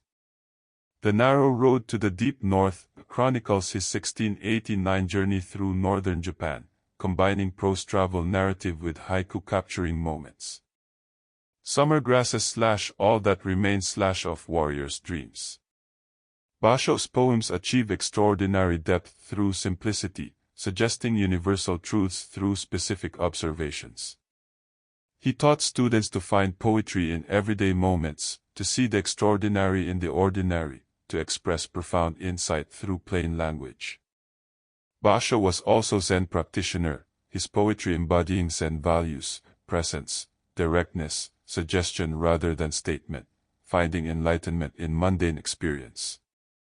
His influence on Japanese poetry is immeasurable, establishing haiku as serious art form, demonstrating that 17 syllables could contain whole worlds. Basho shows the Japanese master at work, dedicated to his art, living simply, traveling to experience directly, transforming observation into insight, teaching through example, creating work that transcends its moment to speak across centuries, making the particular universal through clarity, precision, and depth of awareness.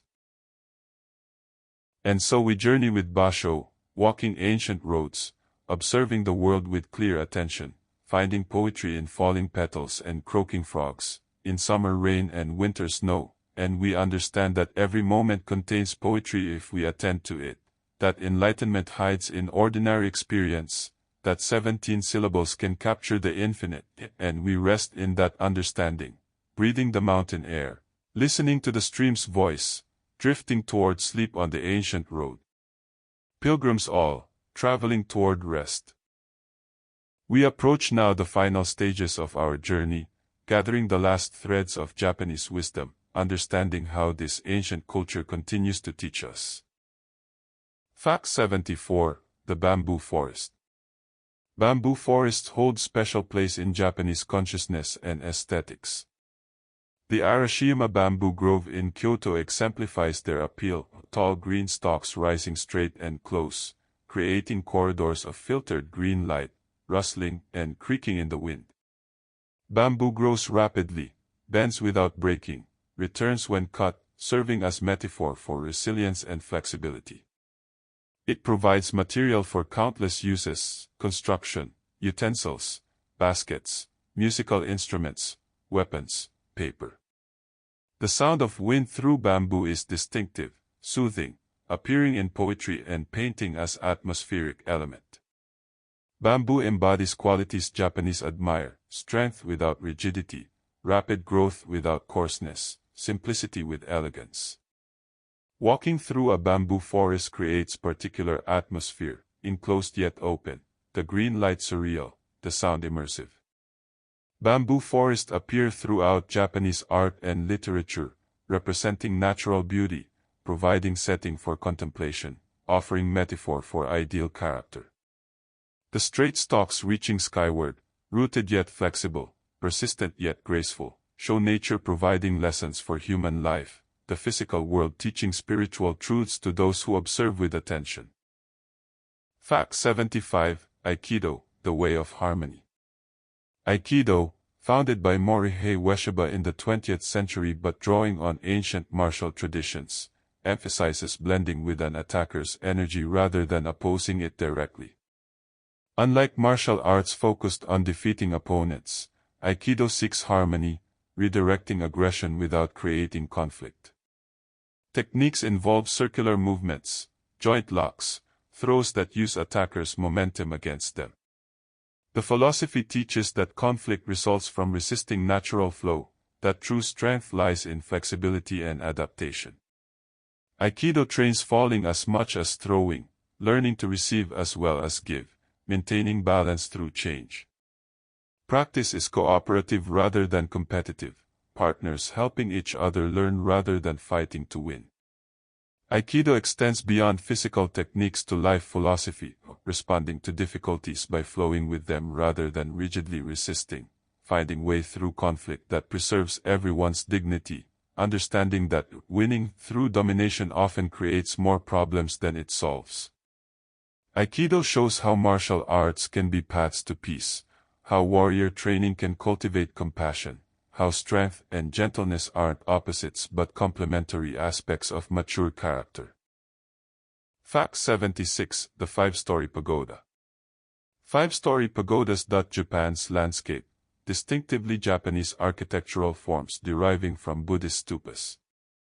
Each story represents an element: earth, water, fire, wind, void, ascending from material to spiritual. The pagodas house Buddhist relics, their vertical form pointing heavenward. Remarkably, these wooden structures survive earthquakes through sophisticated design. A central pillar floats independently from outer structure. Each story can move separately. The whole sways but doesn't collapse. Some pagodas are over 1,000 years old, testifying to builders' engineering sophistication. The pagoda's form is beautiful, proportions pleasing, tiers diminishing as they rise, creating elegant upward movement. Seeing a pagoda emerging from trees or dominating a temple complex, one feels connection to Buddhist heritage, to centuries of worship and construction. The pagoda represents Buddhist cosmology-made architecture, ascending levels suggesting spiritual progression, the central pillar representing the axis mundi connecting earth to heaven. These structures combining spiritual symbolism, aesthetic beauty, and engineering brilliance exemplify Japanese achievement, taking borrowed forms and perfecting them, making them distinctly Japanese while honoring origins. Fact 77. The moon viewing, Tsukimi. Tsukimi, moon viewing, traditionally occurs in autumn when the harvest moon is brightest.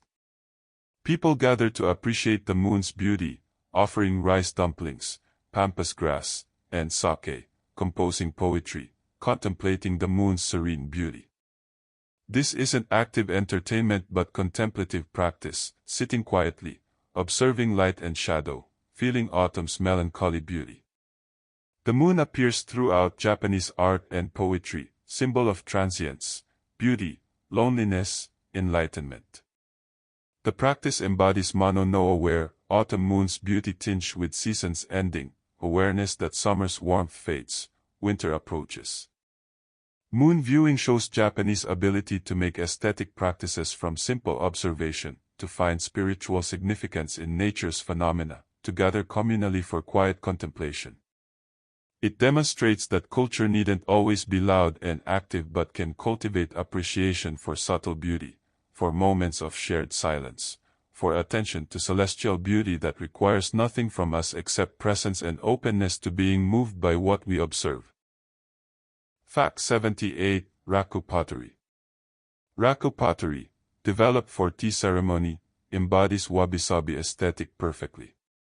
The process involves removing pots from the kiln at peak temperature, creating dramatic effects through rapid cooling and reduction atmosphere. Results are unpredictable, irregular glazes, cracking, unexpected colors. Each piece is unique, bearing marks of fire and chance. The irregularity, roughness, and imperfection are intentional, valued over smooth perfection. A raku tea bowl fits imperfectly in hand, its glaze runs unevenly, its form is asymmetric, and these flaws are its beauty, making it interesting, human, alive. Raku shows Japanese understanding that perfect uniformity is sterile, that variation and accident create character, that embracing unpredictability opens creative possibility. The tea master accepts whatever the kiln produces, finding beauty in results that Western potters might discard. Raku teaches letting go of control, accepting what emerges, finding perfection in imperfection. It demonstrates that beauty isn't compromised by irregularity but enhanced, that character emerges through history and process, that the hand's trace, fire's unpredictability, and materials' response create beauty machine perfection can never match. Fact 79. The concept of kata. Kata, form, refers to prescribed patterns in martial arts, tea ceremony, calligraphy, and other practices. Kata are choreographed sequences performed repeatedly, training body and mind through disciplined repetition. In martial arts, kata teach fundamental movements, principles, and strategies. In tea ceremony, kata prescribe every gesture. Students spend years practicing kata, repeating the same movements thousands of times. This can seem rigid, stifling creativity, But kata serve profound purposes. They transmit knowledge across generations. They train muscle memory and instinct. They free mind by programming body. They preserve tradition while allowing individual expression within structure. After years practicing kata, students internalize them so completely that they can transcend them, moving freely while embodying principles kata taught.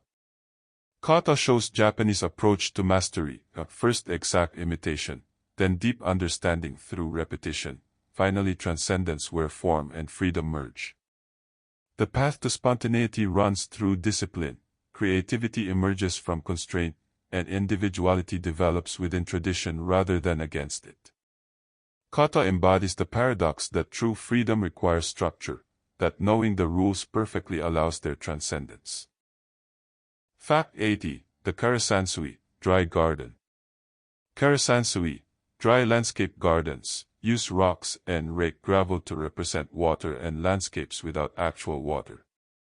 The most famous, at Ryoanji Temple, consists of 15 rocks arranged in rake white gravel, inviting interpretation, islands in sea, mountain peaks above clouds, tiger cubs crossing river. The garden's meaning remains deliberately ambiguous, open to contemplation. Creating such gardens requires deep understanding. Rock placement follows principles of asymmetry, odd numbers, and careful relationship. Raking gravel into patterns suggesting water's movement transforms static materials into suggestions of flow. Viewing such gardens becomes meditation, the mind quiets, interpretation shifts, presence deepens. These gardens embody multiple Japanese aesthetic principles: simplicity, suggestion over statement, active participation by viewer, empty space as positive element, nature refined through human artistry. The dry garden teaches that reality isn't fixed but participatory, that meaning emerges through engagement, that less can communicate more, that the most profound truths often come through silence and space rather than words and fullness. And so we sit before the rock garden, observing stones and rake gravel, allowing meanings to arise and dissolve, not grasping for interpretation but simply being present with what is, and we feel our minds growing quiet like the garden is quiet, still like stones are still, empty like the spaces between rocks are empty, and we understand that this emptiness isn't absence but presence, not nothing but everything, the silence that contains all sound, the stillness that allows all movement. And we rest in that paradox, that Zen understanding, drifting toward sleep as gently as the rake moves through gravel, leaving patterns that will be smoothed tomorrow and raked again, eternal practice, eternal presence. We gather now the final stories of Japan, the last threads of this ancient wisdom, understanding how these teachings continue to resonate. Fact 81. The Tokaido Road. The Tokaido, Eastern Sea Road, connected Edo and Kyoto, Japan's two most important cities during the Tokugawa period. The 320-mile route took about 2 weeks to walk, passing through 53 stations offering rest, food, and lodging. Hiroshige's woodblock print series, The 53 Stations of the Tokaido, immortalized the road, depicting each station's character, capturing seasonal changes, weather effects, human activities. The road saw constant traffic, daimyo on mandatory journeys to Edo, merchants transporting goods, pilgrims visiting shrines, ordinary travelers. The Tokaido represented connection, movement, the flow of people and ideas linking Japan's political and cultural centers. Walking the road meant experiencing Japan's landscape and culture directly, crossing rivers, climbing mountain passes, viewing Mount Fuji, encountering locals. The Tokaido shows that journeys matter as much as destinations, that roads connect not just places but people, that travel can be spiritual practice, each step an opportunity for awareness, each station a lesson in impermanence as travelers arrive, rest, and move on, the road continuing forever while individuals traverse their portion then disappear. Fact 82. Mingei, Folk Craft Movement. In the early 20th century, Yanagi Sotsu founded the Mingei, folk craft, movement, celebrating the beauty of everyday objects made by unknown artisans for common use.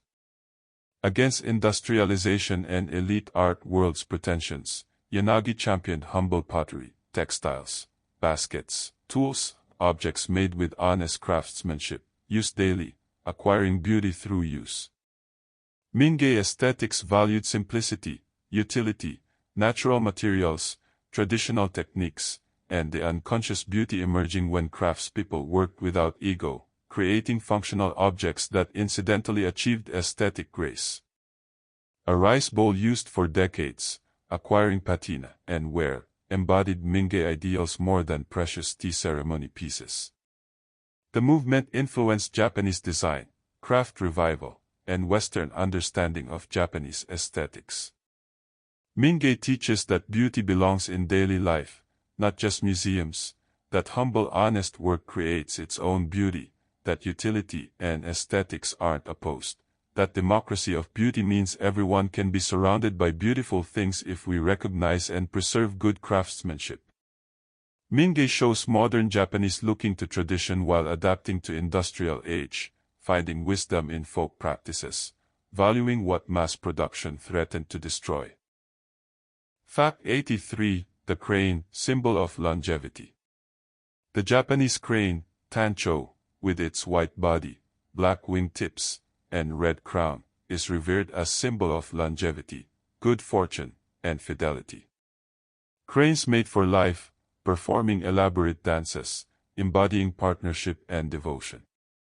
In art, cranes often appear with pines and tortoises, creating three friends of winter, representing long life. The origami crane became peace symbol after Sadako Sasaki, dying from Hiroshima bomb radiation, folded cranes hoping to survive. Her story inspired the tradition of folding 1,000 cranes for healing and peace. Cranes appear in wedding kimonos, New Year decorations, celebratory art, always bringing blessings of long life and happiness. The crane's elegant form, long neck, sweeping wings, graceful posture, makes it natural aesthetic subject. Seeing cranes in Hokkaido snowfields, dancing in winter light, one understands their symbolic power, beauty, grace, partnership, survival through harsh conditions, the possibility of transcendence embodied in living form. The crane teaches that some things endure, that beauty and meaning persist, that life itself is blessing worthy of celebration. Fact 84. The Buddhist altar, Butsudan. Most Japanese homes contain a Butsudan, Buddhist altar, usually an ornate cabinet with doors, housing representations of Buddha and ancestors' memorial tablets. Families make daily offerings, rice, tea, incense, flowers, ringing bells, chanting sutras, maintaining relationship with deceased relatives. The Butsudan connects domestic space to Buddhist practice, making home a temple, incorporating religious observance into daily routine. Opening the altar doors, lighting incense, making offerings becomes meditation, connecting past and present, acknowledging impermanence while maintaining continuity. The practice shows Japanese ability to blend religion into life rather than separating them, to maintain ancestor veneration alongside Buddhist practice, to make home sacred without requiring church attendance. The Butsudan embodies filial piety, Buddhist devotion, aesthetic sensibility, the ornate altar itself beautiful, the ritual gestures graceful, the incense smoke rising as prayer. It teaches that religion belongs in daily life, that honoring ancestors matters, that the boundary between living and dead isn't absolute, that simple daily practices maintain spiritual awareness and family connection across generations. Fact 85. The Session Retreat. Session, intensive Zen meditation retreat, typically lasts 1 to 7 days of intensive zazen practice, sitting for 12 to 15 hours daily with minimal breaks for meals and sleep. Retreats follow strict schedule, wake at 3 or 4 a.m., alternating sitting and walking meditation, meals in silence, teacher interviews, talks, more sitting, sleep at 9 or 10 p.m. Physical discomfort is intense, legs pain from sitting, back aches, fatigue accumulates. Yet something happens in sustained practice, thoughts thin, awareness clarifies, barriers dissolve, insights arise. Session creates concentrated environment for breakthrough, stripping away distractions, forcing practitioners to face themselves completely. The word means touching the mind, and session does exactly that, cutting through normal mental chatter to contact something deeper. Participants emerge transformed, exhausted but clear, having glimpsed what lies beneath ordinary consciousness. Session shows that transformation requires intensity, that breakthrough comes through sustained effort, that spiritual practice sometimes demands everything we have, testing commitment, revealing what we're made of, offering glimpses of enlightenment's possibility to those willing to sit still long enough to notice what was always present. Fact 86. Furoshiki, wrapping cloth. Furoshiki, square cloths for wrapping and carrying items, exemplify Japanese aesthetic and practical sensibility. A single cloth can wrap and carry countless shapes, books, bottles, boxes, gifts, tied in various ways. Furoshiki are beautiful, silk or cotton, dyed, printed, or woven with patterns. Using furoshiki requires skill, knowing proper folds and knots, but rewards with elegant wrap packages or functional bags. The practice shows Japanese appreciation for multi-use items, for beauty in everyday objects, for skillful technique applied to humble tasks. Furoshiki represent environmental wisdom, reusable, lasting, eliminating disposable packaging. Giving gifts wrapped in furoshiki adds elegance, the cloth itself part of the gift. The furoshiki's versatility, wrapping anything, creating bags with handles, decorating, exemplifies Japanese design principles, simple materials, multiple functions, aesthetic appeal, traditional craft relevant to modern life. A square of cloth becomes tool, art, tradition, connecting user to centuries of practice, proving that simple solutions often work best, that beauty and utility needn't conflict, that less can indeed be more. Fact 87. The Tale of the Bamboo Cutter. The Tale of the Bamboo Cutter, from the 10th century, is Japan's oldest surviving prose narrative. It tells of a bamboo cutter who finds a tiny princess inside a bamboo stalk, raises her as his daughter, watches her become the most beautiful woman in the land, pursued by emperors and nobles. But she sets impossible tasks for suitors, rejecting all, eventually revealing she comes from the moon and must return. The tale combines fairy tale, romance, and Buddhist teaching about attachment and impermanence. Princess Kagaya's beauty is otherworldly because she's literally from another world. Her inevitable return teaches that nothing lasts, that beauty is precious because fleeting, that even love can't overcome destiny. The story influenced Japanese literature and continues resonating. Studio Ghibli animated it in 2013, showing its enduring appeal. The tale embodies Mano no Aware perfectly, beauty that must fade, love that can't prevent departure, joy shadowed by inevitable loss.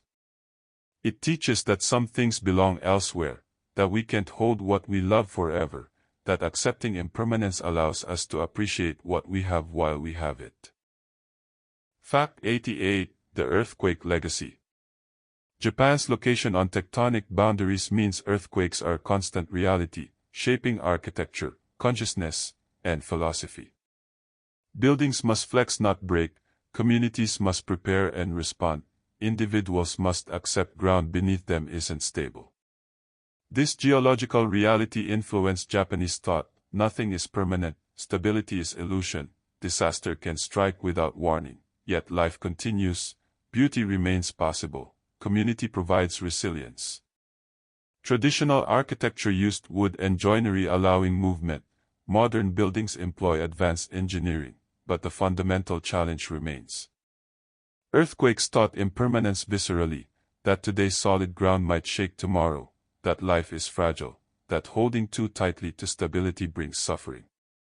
Yet Japanese culture didn't become pessimistic but developed aesthetic and philosophy embracing change, finding beauty in transience, building with flexibility, creating meaning despite, or because of, acknowledged impermanence. The earthquake's lesson pervades Japanese consciousness. The ground moves, things fall, yet we rebuild. We find beauty in what remains. We create again knowing it too may fall. This acceptance, not resignation but wisdom, acknowledgement of reality enabling grace, resilience, and continued appreciation for life's precarious beauty. And so we rest on ground that shifts, in world that changes, accepting that nothing lasts, that all things pass, that security is temporary, that stability is illusion, and paradoxically this acceptance brings peace.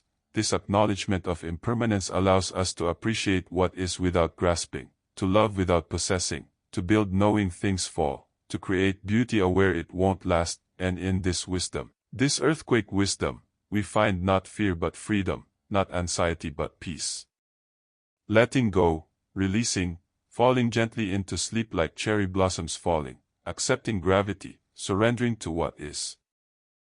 And now we come to the end of our journey through Japan, gathering the final threads, honoring what was and what continues, understanding how ancient wisdom speaks to us still. Fact 89, the Tansu chest. Traditional Tansu chests, mobile wooden storage furniture with drawers and compartments, show Japanese craftsmanship and aesthetic sensibility. Made from paulownia, cedar, or kiyaki wood, featuring distinctive metal hardware, handles, locks, corner protectors, often in decorative patterns, tansu are both functional and beautiful. Different regions develop distinctive styles, and tansu serve specific purposes: clothing storage, merchants' account books, sea chests. The joinery required no nails, wood grain was prized, patina developed over decades added character. Tansu embody Mingei ideals, functional objects made beautiful through honest craftsmanship and quality materials. They show Japanese respect for wood, for craft tradition, for objects that improve with age, for beauty emerging from utility. A well-made tansu serves for generations, acquiring history, becoming family heirloom. The care lavished on humble furniture shows Japanese understanding that everyday objects deserve beauty, that domestic life should be surrounded by well-made things, that respecting materials and mastering craft honors both nature and human capability. Fact 90, the concept of Ichigo-ichi applied. We discussed Ichigo-ichi earlier, but its application to daily life deserves attention. Understanding each meeting as once-in-a-lifetime transforms ordinary interactions. Drinking tea with a friend becomes unique, irreplaceable encounter. Family dinner becomes singular gathering never to recur exactly. Even walking familiar paths becomes new because this particular moment, this particular light, this particular state of mind will never align again. This awareness could be paralyzing but instead becomes liberating. It releases from taking things for granted, from assuming there will always be more chances, from letting attention drift toward past regrets or future worries. Ichigo-ichi calls us to presence, to honoring this moment, this person, this experience. It makes life sacred not through grand gestures but through attending fully to what is, recognizing that the ordinary is extraordinary when viewed with awareness that it's unrepeatable. This teaching applies to everything: conversations, meals, sunsets, work, play, making each moment unique and precious, teaching that awakening happens not somewhere else but here, not sometime else but now. Fact 91, the autumn moon and snow at night. Two natural phenomena particularly captured Japanese aesthetic imagination: autumn moon and snow at night. Both combine beauty with Mano no Aware, the harvest moon bright in clear autumn air, signaling summer's end, winter's approach, harvest completed, year declining. Snow at night, falling silently, transforming familiar landscape, creating luminous darkness, muffling sound evokes magic, purity, transient beauty that will melt by morning. These scenes appear endlessly in poetry, painting, and story, becoming cultural touchstones. They're not just pretty but meaningful, teaching impermanence through seasonal change, finding beauty mixed with melancholy, celebrating transient phenomena that mark time's passage. Viewing autumn moon or walking through snow at night invites contemplation, slowing down, noticing beauty that won't last. These natural moments become spiritual practices, invitations to presence and awareness, nature teaching what words cannot fully express, that beauty and sadness intertwine, that transience makes things precious, that simply observing with clear awareness is itself profound practice. Fact 92. The craft of indigo dyeing. Indigo dyeing, ASOM, produces Japan's distinctive blue textiles through complex fermentation process. Indigo plants are harvested, composted into tsukumo, then fermented in vats with lye and bran. Cloth dipped repeatedly in the vat emerges green then oxidizes to blue, deeper color developing through multiple dips. The process requires skill, intuition, relationship with living fermentation, proper temperature and timing. Different regions develop distinctive techniques, patterns created through resist dyeing methods, shibori tie-dye, catizome stencil resist. The resulting textiles, deep rich blues, subtle fading, distinctive patterns, were used for work clothes, kimonos, furoshiki. Indigo work clothes acquired beauty through wear and washing, fading unevenly, patching adding character. The craft shows Japanese mastery of complex traditional techniques, transformation of simple plant into rich color through knowledge and patience, creation of beauty through process requiring years to master. Indigo textiles embody wabi-sabi, beauty emerging through use, irregularity, the marks of time and wear making things more rather than less valuable. Fact 93. The pilgrimage tradition. Pilgrimage, walking to sacred sites, became important spiritual practice in Japan. The most famous is the 88 temple pilgrimage on Shikoku Island, following in footsteps of Kobo Daisho, covering over 750 miles. Pilgrims walk wearing white, carrying staffs, visiting each temple, collecting stamps, sometimes taking months to complete the circuit. Other pilgrimages visit different sets of temples, sacred mountains, shrines. The walk itself is practice, enduring discomfort, maintaining presence, meeting people, confronting oneself. Arriving isn't the point, the journey transforms, stripping away ego, creating space for insight. Communities along pilgrimage routes traditionally offer support, food, lodging, encouragement to pilgrims, participating in their spiritual journey. Modern pilgrims walk for varied reasons: religious devotion, personal transformation, honoring deceased relatives, seeking healing, finding purpose. The pilgrimage tradition shows Japanese understanding that spiritual development requires effort, that walking creates meditation, that seeking benefits from support, that body and spirit travel together, that arriving matters less than the person who arrives, transformed by the journey itself. Fact 94. The sound of the shakuhachi. The shakuhachi, bamboo flute with 5 holes, produces hauntingly beautiful sound, breathy and penetrating simultaneously. Zen monks used shakuhachi as meditation tool, playing, blowing zen, the sound itself practice. Each note requires complete presence, proper breathing, precise embouchure. The shakuhachi's voice suggests wind, rain, loneliness, transcendence. It can be quiet as whisper or powerful as storm, expressing emotions words cannot capture.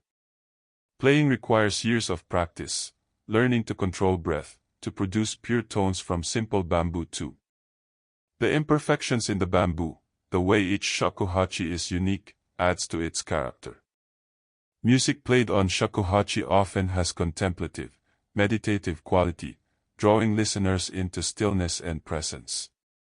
The sound connects players and listeners to something ancient, to monks blowing zen beneath trees, to the search for enlightenment through disciplined practice, to the understanding that anything, even playing a bamboo flute, can become path to awakening when approached with right attitude and complete attention. Fact 95. The persimmon tree. Persimmons hold special place in Japanese culture, their vivid orange fruit hanging on bare branches in late autumn, brightening the approaching winter. Persimmon trees connect to home, countryside, childhood memories. The fruit's sweetness, its seasonal appearance, its ability to be dried and preserved, made it important food source. But persimmons are also aesthetic subject, appearing in paintings, poetry, appreciated for color contrast against gray winter sky. The sight of persimmons on bare branches teaches about seasons, abundance followed by bareness, sweetness found in austere season. Persimmons embody Japanese relationship with nature, practical yet aesthetic, appreciated for beauty and utility simultaneously, seasonal awareness built into daily life through food that appears only at specific times. A persimmon tree heavy with orange fruit is Japanese autumn's signature image, teaching that beauty and nourishment can unite, that winter's approach brings gifts, that even declining seasons offer their own particular treasures worth celebrating and appreciating. Fact 96. The Walking Meditation, Kinhin. Between periods of sitting zazen, Zen practitioners do kinhin, walking meditation. The walk is slow, deliberate, hands held in position, taking one breath per step, maintaining presence and awareness while gently moving. Kinhin relieves physical tension from sitting, provides variation, extends mindfulness into movement. The practice teaches that meditation isn't just sitting but maintaining awareness through all activities. Walking becomes as profound as sitting when done with complete presence, each step placed deliberately, attention unwavering. Kinhin shows that sacred and mundane aren't separate. Walking down a path can be enlightenment practice. Ordinary activities become extraordinary when performed with awareness. The practice extends beyond formal meditation into daily life. Any walk can be kinhin, any activity can be practice. The teaching isn't to sit more but to bring sitting's awareness into everything, to walk through life with kinhin's deliberateness and presence, making every step meditation, every breath prayer, every moment opportunity for awakening. Fact 97. The Mountain Ascetic, Yamabushi. Yamabushi, mountain ascetics practicing Shujendo, blend Buddhism, Shinto, and mountain worship into distinctive spiritual path. These practitioners undergo austerities in sacred mountains, engaging in fasting, cold water ablutions, walking over fire, chanting sutras, seeking power and enlightenment through challenging nature.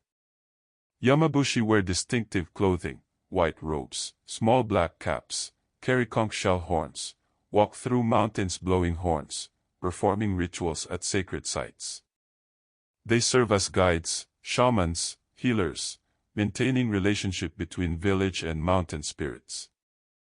Shujendo embodies particularly Japanese synthesis, mixing different religious traditions, engaging nature directly as spiritual practice, seeking power and enlightenment through physical challenge. The Yamabushi represents the ascetic path, the seeker who leaves comfort for harsh discipline, finding in nature's challenges spiritual opportunity. Though Shujendo was suppressed during Meiji modernization, it survived and continues today, showing that even in modern Japan, ancient practices persist, mountain paths still call seekers, and some still answer, climbing toward enlightenment. Fact 98. The Teaching of Non-Attachment. Buddhist teaching on non-attachment pervades Japanese culture, shaping responses to loss, change, and impermanence. Non-attachment doesn't mean not caring but not clinging, not grasping. Love without possession, enjoy without needing to keep, create knowing things fade. The teaching releases from suffering caused by grasping at what changes, from trying to hold what flows, from demanding permanence from impermanent world. Japanese aesthetics embody non-attachment. Cherry blossoms fall and we appreciate rather than mourn. Tea ceremonies create beauty that dissolves. Sand gardens are raked and re-raked. Non-attachment enables engagement without desperation, love without jealousy, creation without ego. It teaches that holding tightly creates suffering, that opening hands allows things to come and go naturally, that fighting impermanence causes pain while accepting it brings peace. Non-attachment is ultimate wisdom. Japanese culture offers, not detachment or indifference but caring deeply while releasing gently, engaging fully while grasping never, living with open hands and open heart. Fact 99, the living tradition. Ancient Japan isn't dead history but living tradition. Tea masters still perform ceremonies in tatami rooms, Zen monks still sit zazen in ancient temples, artisans still make swords, pottery, textiles using traditional methods. The calendar still follows seasonal festivals, shrines still draw crowds at New Year, cherry blossoms still bring crowds to parks. Modern Japanese navigate tension between traditional and modern, maintaining connection to past while living in present. Kimonos appear at weddings and ceremonies, traditional arts are taught and practiced, historic sites are preserved and honored. This continuity shows remarkable cultural persistence, ability to maintain identity through dramatic change, to honor tradition without being imprisoned by it, to adapt while preserving essence. Ancient wisdom shapes modern life. Mano no aware influences how people view change. Wabi-sabi affects aesthetic preferences.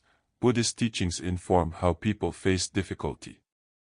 Japan shows that ancient and modern can coexist, that tradition enriches rather than restricts, that honoring past doesn't prevent engaging present, that cultural continuity creates stability through change, connecting people across centuries to shared wisdom, shared beauty, shared understanding of what it means to live well, to find meaning, to create beauty, to seek enlightenment.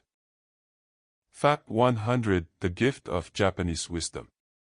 What does Japan offer the world? Not just beautiful objects and profound practices but a way of seeing, finding beauty in imperfection, meaning in transience, profundity in simplicity. Japanese culture teaches that less can be more, that empty space serves purpose, that suggestion sometimes speaks louder than statement, that restraint demonstrates strength, that impermanence makes things precious. It shows that cultivating awareness of death doesn't create morbidity but appreciation for life, that accepting transience doesn't breed passivity but engagement, that acknowledging imperfection doesn't lower standards but deepens appreciation. Japanese wisdom offers path through modern anxieties, about change, impermanence, imperfection, loss. It teaches presence, attention, awareness, finding enlightenment not somewhere else but here, not sometime else but now, not in perfection but in accepting things as they are. The gift is perspective. Cherry blossoms fall and that's beautiful, tea ceremonies end and that's perfect, life passes and that makes it infinitely precious.